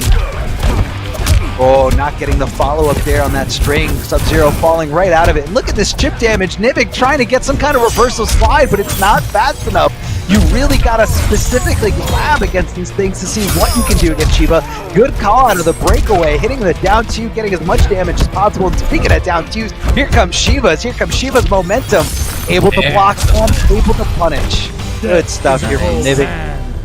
Keeping it nice and simple here, right into the down 2. No need to, you know, chalk it up to any kind of execution. I like it. There's the stance. In safety. With that 6 frame down 1, I haven't tested every character in the game, but I would be surprised if Sub can't press a button. The down 1 is a little stubbier than it looks. As you can see, a lot of Sub-Zero players love to point that fact out, but it could be. It could be a little. It could be. Yeah, I don't know. Like I said, I haven't checked for every character in the game. Oh, the whip punish here from Nivik. Yeah, very nice by Nivik. Awareness of where he should be standing was great. Now trying for the hit confirms. Okay. Will he apply it? Yes. All right, buddy. You're gonna bleed if you go anywhere. And he's okay with it, I guess. He just backed off. Yeah, I think he's just taking it as a loss, like right away. Like, all right, I'm losing health. I'm not gonna lose because of it. So let me just not put myself in a bad situation, because we've seen the Dragon Stance, like how momentum heavy it can be. Like once you start blocking all those things, or you know, worse, getting hit by them. I think he's got the crushing blow requirement here. That was either 2 or 3 here. Oh, I think you're right. Yeah. Oh, not there in time, but Nivik able to block confirm here. Gonna give Shiva access to her fatal blow. Tries to go in for the slide. Amplify Shiva, breaking away at the last possible second. Shiva jumping back, but somehow Sub-Zero's jumping attack did not connect. Oh my god, he didn't. And the time just ran out. Nivik was so sure that he would just be able to survive even if she went for a grab that he was just super patient. Go for a grab, why not? I'm a little surprised to not have seen some of the overheads that Shiva can bring out, because Nivik was doing a lot of cross blocking, but still, it was really good defense by Nivik. He was absolutely right. And even in that moment of, what was it, dash, still, look, you gotta throw me, right? That's all he was looking for until the end. Exactly, yeah. So H-Dope was just like, come on, flinch, come on, flinch, come on, flinch, and Nivik was giving him nothing. Just, nope, I'm good. I'm hanging out here as long as you don't open me up. And I know Shiva does have that overhead, but even if she went for that overhead, it would have been, you know, it's followed by a few strings. So you kind of see it coming. And then the only other overhead was maybe like a short hop overhead, which doesn't lead into any like combo damage. Like she can't cancel into fatal blow or anything like that from it. So Nivik understood the scenario, understood what was available for his opponent, what was available for himself, and said the best thing to do is just sit here, crouch block. Sit here, crouch block. Don't move, don't move, don't move. Looks like H-Dope going over to Kung Lao, which is what he used to deal with this Sub-Zero in the previous set between these players and the winner's side in winners from round 1 of the top 8. And I can definitely see why Nivik told us beforehand that he respects H-Dope. He has said that H-Dope has been playing basically since MKX, and that although Nivik had success the last time they played, he was sure that H-Dope would come in prepared this time, and you can see that's exactly what has happened. Oh yeah, I definitely see a great warrior here. Someone putting in the time, putting in the work to just become a better fighting game player. Here comes the Buzzsaw hat, new to the unlocked customizable variations. Something we haven't really seen before. Oh, good block in the overhead. Did he react to that? That was insane. Legends say that it's reactable. That's what the myths and legends we all live with say. According to the lore. There are people who are claiming that. According to the lore. Okay. Oh, Nivik getting hit by that wiggly hat. That's what I'm going to call it. Challenging with a down one. Yeah, wiggly hat. Throwing the axe. Nivik, now that look for one more moment here. Just get to that's a just great choice. Classic choice. You think that they're going to delay, or maybe you just see that they do delay. Just jump. Get out of there. You can dash away in many cases. Just move. Yeah, and that air projectile is something that's kind of tough to really get the flawless block timing down. You got a really good reaction to get that consistently. Good conversions here from Nivik. The down two, of course, leading to a better frame advantage situation here where he can dash up and just apply whatever he wants, whether he wants the overhead, the low, maybe a throw. Flawless blocking that very tip of the hat as it's brought back. And Kung Lao in a world of hurt here. Oh no! A miss confirm here from Nivik. No way that was going to hit. 1-2, you can hit confirm it, but it is definitely one of the tougher strains to do it for, especially online. Now, H-Dope in full control, in the driver's seat right now, as he just gave access to Fatal Blow. Both players have Fatal Blow now, and there it is, just swinging. Great awareness by Nivik to understand what he could do to get through something. He literally game planned for that in the past. Knew that he had the Fatal Blow, like you just said. It had just become available, but he was aware of that, of course. So Nivik there with the game. This is 2-1 for him. And now, what's it going to be from H-Dope? We've seen him with the Kung Lao. We've seen him from the Shiva. We also saw the Spawn in Winners Finals, and when Nivik was describing some of the players to us, he said specifically, H-Dope plays a great Spawn. I think that's what it seemed like he thought might be the choice for H-Dope in advance. Yeah, but sometimes you want to kind of keep your opponent guessing. And even though these guys are friends, they've played casuals together, right now in the heat of the moment, in the tournament with points on the line, you're rivals. However you want to see it, you're rivals. You're on different teams. And you gotta bring something different to the table. You gotta surprise your opponent. And looks like H-Dope is going back to Shiva, possibly because he doesn't know if he can pick something else that can also stop any potential counter picks from Nivik. He knows he was able to win against Sub-Zero in that first match, so that's possibly what he's trying to focus on right now, and trying to hover over the idea of, all right, Shiva can deal with Sub-Zero. I just got to be a little bit more aggressive here, as we can see, going right into the overhead, and Nivik getting clipped there. Nivik going for a world of hurt. Here comes the stance. Not only is it doing a lot of chip, but right there it actually all comboed as Nivik was caught, possibly backdashing or maybe trying to jump out of the scenario, not really sure. And H-Dope has no reason to get hit by those axes, but that slide is going to cut off the mobility, because in this game, in order to move, you have to let go of block. And when you're not holding on a block, you're not going to avoid that slide. It's been a very patient game so far by H-Dope. Been spending a lot of this time just walking backwards. Maybe too much. He's caught in the corner now. Wow, it did work! Back to he was hoping as anti-air, but it works anyway. Not look for the low. And now you gotta ask yourself what H-Dope's game plan is. Sure, he had the life advantage earlier, no longer, and now how does he make it back? He's just gonna be playing that patient style. Yeah, definitely patient style is what I see coming from him. Creeping ice. Oh, I feel like creeping ice does a lot. Yeah, it does a lot where like oh my god, jump back punch! And now there's 10 seconds left on the clock. Nivik, what are you gonna do? Just a regular jump kick. There's playing a patient style is fine, but maybe there's a point at which it's not gonna work anymore, and I think that's kind of what H-Dope has to run into as his Shiva versus Sub the last couple times he's played the character here. Well, he's at least gonna get pressure here, and the armor brick and big damage. So 400 into, tried for the overhead, and no. Nivik out of it. get him some plus frames, able to get him some block strings that he can cancel and go for the tricky overhead. Now, I like the recognition there from H-Dope, you know, seeing that the forward 4-4 did connect and that he had to wait just a little bit to throw those fireballs from the Dragon Stance. Now Nivik getting a nice combo here in the corner, able to cash in big with a crushing blow, 42%, not bad at all, and no challenge here from H-Dope, but he was able to block the overhead. And her own fatal blow gets through. I don't know. Her buttons were not far or fast enough to easily punish against the fatal blow. And yet, she was able to take the round anyway. And what a big swing from, again, that patient style to being willing to take the risk when the chips are down. What a scramble there at the end. I mean, just a very unorthodox gameplay, you know, punish that didn't happen, and then it still just somehow was able to get that fatal blow to connect. Getting clipped by Creeping Ice. Now, Nivik has been tacking on so much damage from Creeping Ice, and I don't know if it's because H-Dope is trying to flawless block it, or if it's a beautiful slide there, getting right under, didn't want to block any more of those fireballs, and that's where, you know, Sub-Zero pick is going to be coming in here.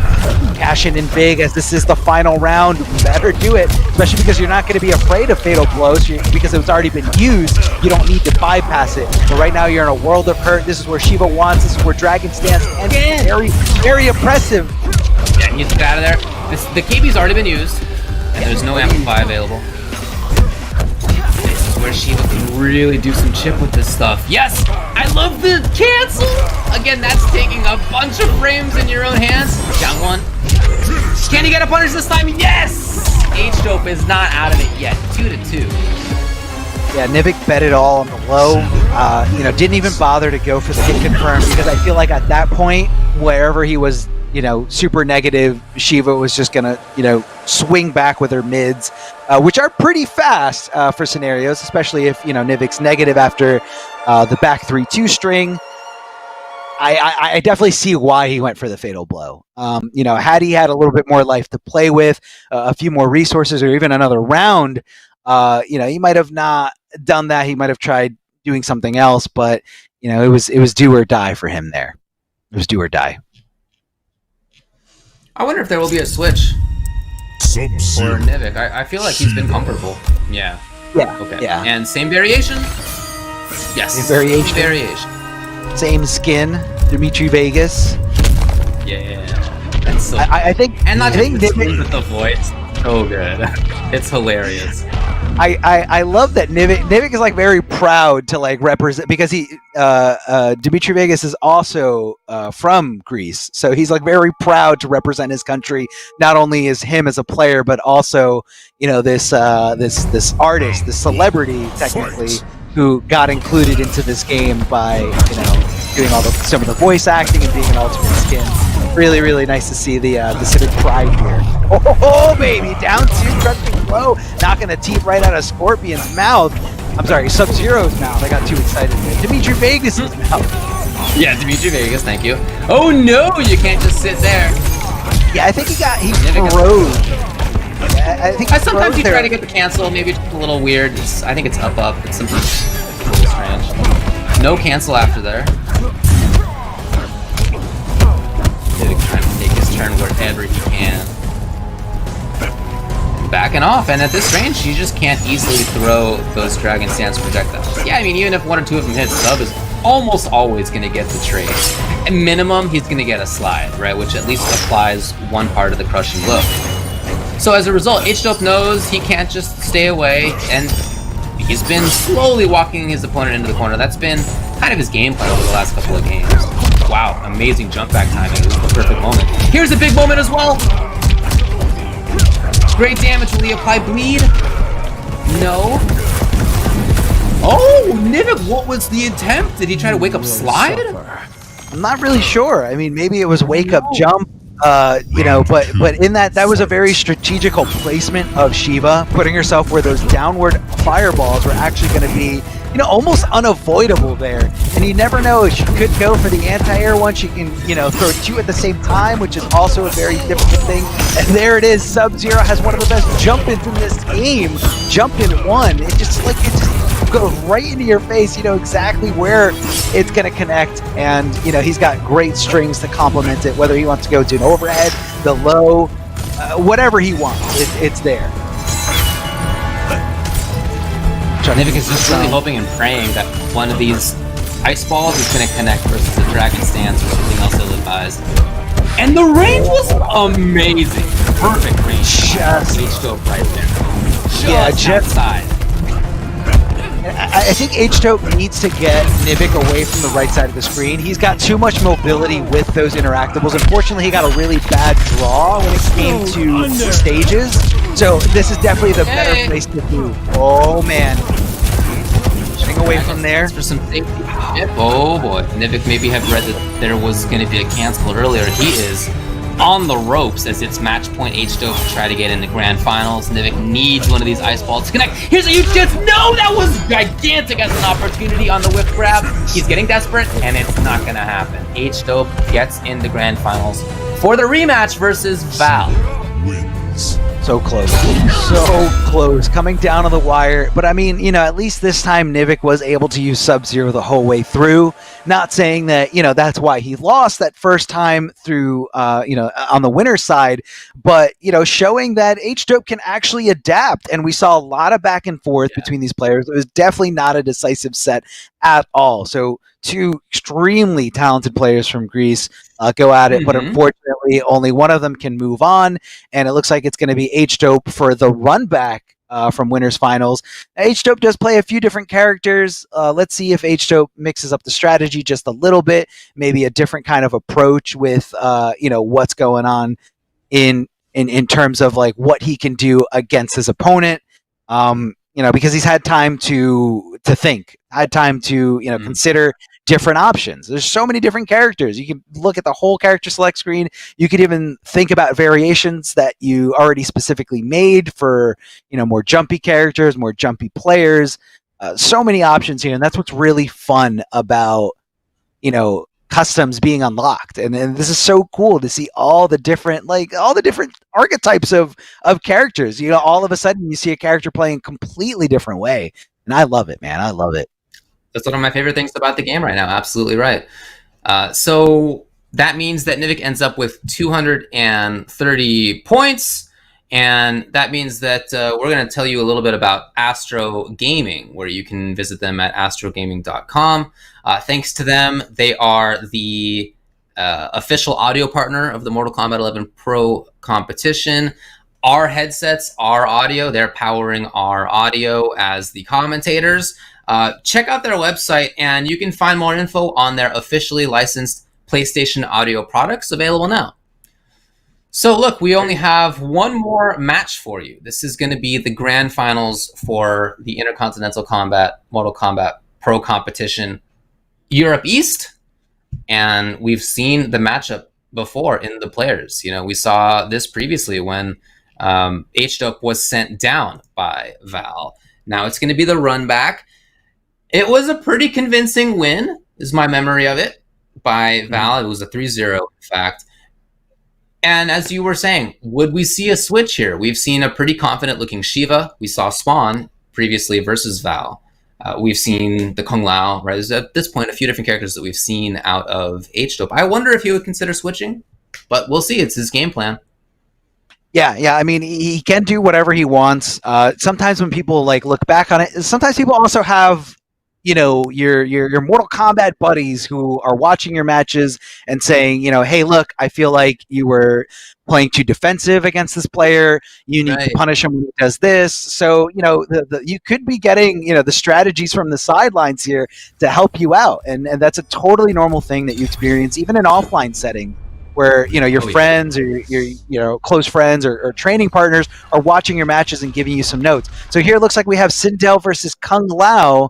And what's going to be the variation? We're going to have Buzzsaw and Possessed Hat, Wiggly Hat, if you will, which is pretty much what he's been using this whole time when it comes to Kung Lao. Not really the Tempest Lao that we're used to, but instead, the new Lao with Buzz Hat, a brand new variation that was not available for competitive play before Custom Hat.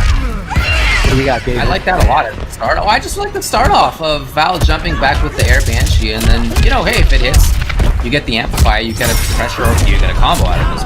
I like that as an intro a lot, especially when it's an airborne character as Kung Lao often is. Yeah, Corner comes up here for Val. Able to pressure? No, it's actually jumping, meeting him into the sky. I love the call out there of the back roll. He kind of just reacted to it or just, you know, knew, hey, this is the timing, and here it comes.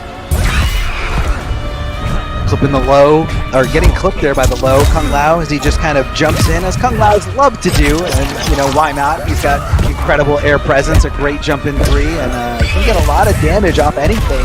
But here we go, that's going to be enough for Val to secure that round, ending it there with the air grab, as he takes a nice early lead here, but not by much. It was a very, very close round, and H-Toke should not feel, you know, discouraged in any way.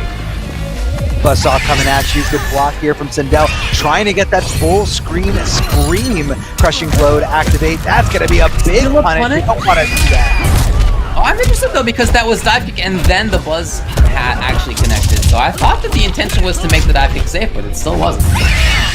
No, it still wasn't. Maybe it was to kind of make the punish a little bit tighter, but it could have been a little miscalculated, maybe mistimed. There goes the Buzzsaw. Again, a great projectile to just kind of keep away. He can move it up a little bit, if you could just see there, depending on if he anticipates his opponent to be in the air, as Sindel usually is when she's got that ability equipped. I really like the range that H-Toke is fighting from here. Okay, now he's got a chance to pressure up close. He's not going to get that up. But before that, I like the and distance, and he doesn't overpress. I really like what we're seeing right now out of H-Toke. To me, this is really strong. Close to just getting chipped. Great stuff. So that range was outside of where Air Banshee connects that he was standing at before. If he got hit by the low screen, you know, it does some damage. It's not a huge deal, I think, is his perspective on that. And meanwhile, he's whittling away against his opponent. Escape failed, so that's going to be relevant for Kung Lao's pressure.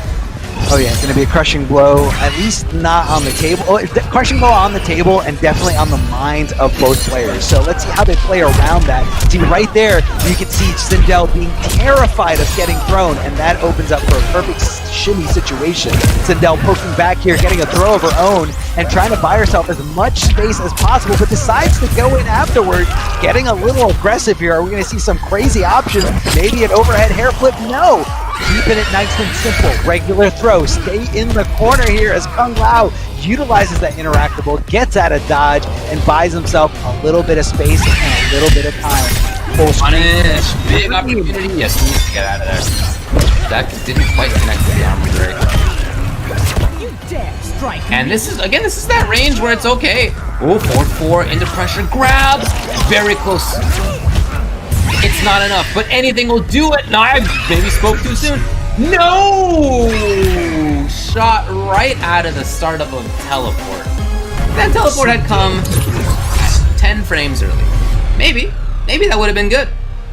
Just had wrong moment.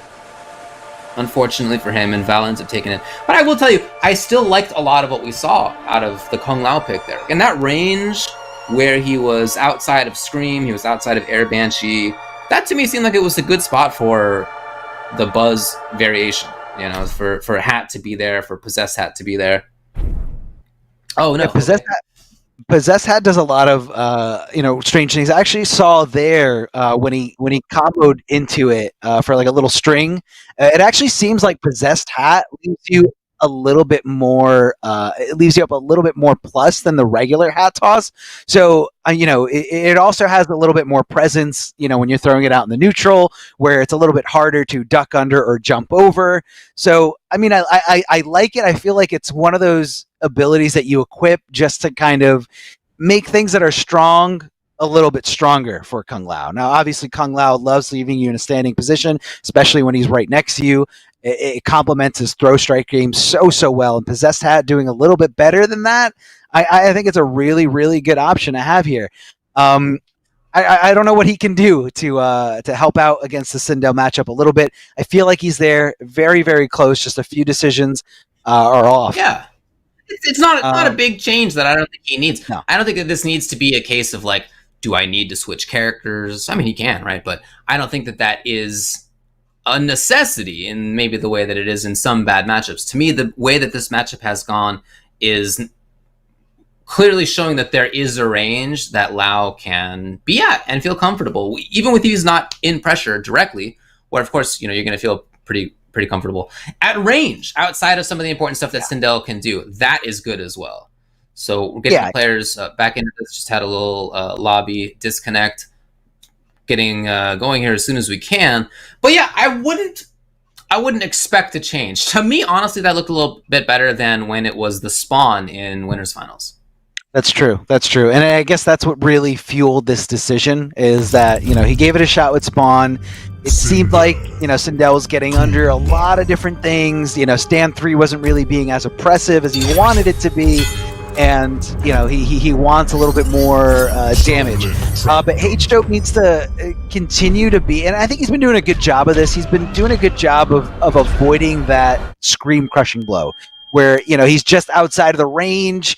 And he knows where he needs to stand in order to apply his game without letting Sindel go crazy with a scream, because that leads to a lot of damage. And if you've already used that breakaway or don't have access to that breakaway, it's going to hurt even more. So Buzzsaw, a nice little trade here for the interactable and for the low scream. But this time she amplifies it and does get right under it. Good little air Banshee here. It's very, very tough. Very tough to deal with this. And Kung Laos are usually always in the air. This is not looking good for H-Dope, but looking to make a comeback here. Getting a nice combo. What's going to be for Oki here. Goes for the forward 4, but just a little too late. And actually ended up getting a trade. Had he done it a little sooner, that could have been a full combo into a spin. But unfortunately for H-Dope, he's going down, and Val looking incredible here, looking to take an even bigger lead here in game number 2 of this grand finals. I feel like that range is okay right there for Kung Lao, outside of Banshee range. You're going to take some low shots, that is going to happen here and there. But other than that, you can set things up for yourself on the approach, just that you saw right there. You can evade the scream, you can evade the air Banshee. You just can't be jumping in very often, and that's what H-Dope has gone for sometimes. Here's Val, though, not just staying at that full screen range, occasionally coming in as well. Yeah, that's going to get caught. Oh, and the forward 4 spaced out so well from Val. I mean, Val usually never whiffs that move. I mean, it's a little slower, but the range on it is so incredible. And the whole mix-up. Oh my god, he got around it! That was insane! He got around the buzzsaw. Cool. Knowing exactly when it's coming at you, but H-Dope coming at him even harder with a fatal blow. Not going to be enough. This is going to scale along, but I definitely agree with the situation here, because if he loses this round, he's going to be going down 2-0, and that is not good for your morale, not good for your ego. Getting hit with the Banshee screen, but no counter hit for the crushing blow. Whiffing, but able to block just in time, and the buzzsaw hat making the connection and doing it here for H-Dope. H-Dope still in this, still looking to tie this up. That's what I'm talking about. In that range right there, yep, just outside of that screen, you can start things off. Oh, no, you're going to get set right back down to the ground. The little teleport she gives you, and you are in trouble. Okay, reset. Trying to steal a bunch of frames right there. That's double digits trying to get stolen. H-Dope interrupted for 439. And Same. Just like that, adds its own life.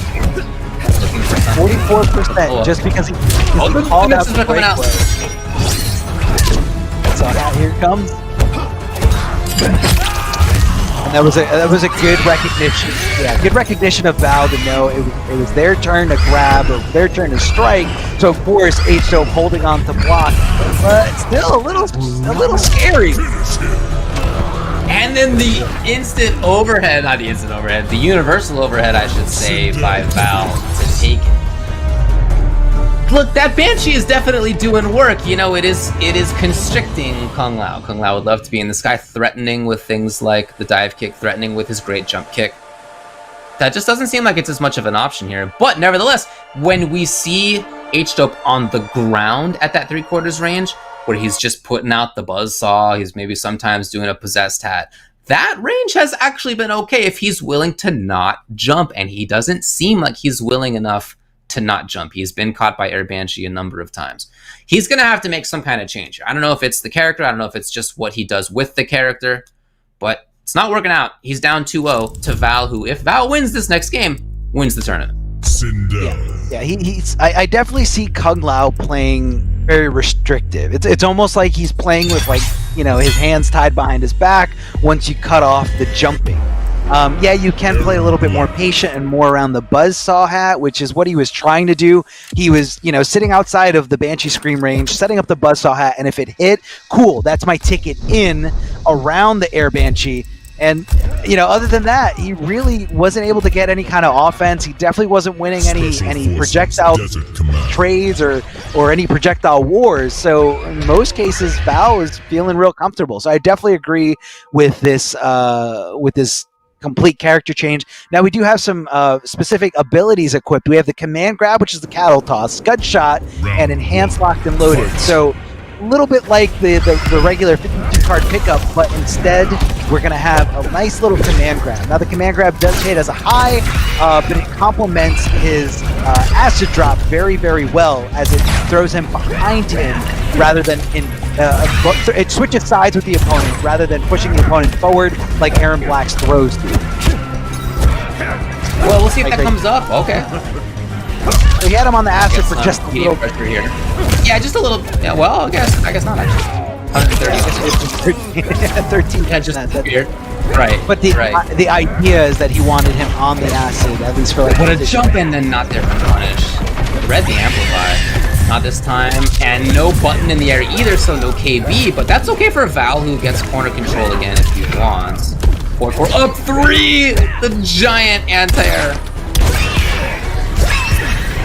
Trying to get the shot off here. There it is. Did she low profile the crouching shot? Oh, could she do that? I don't know.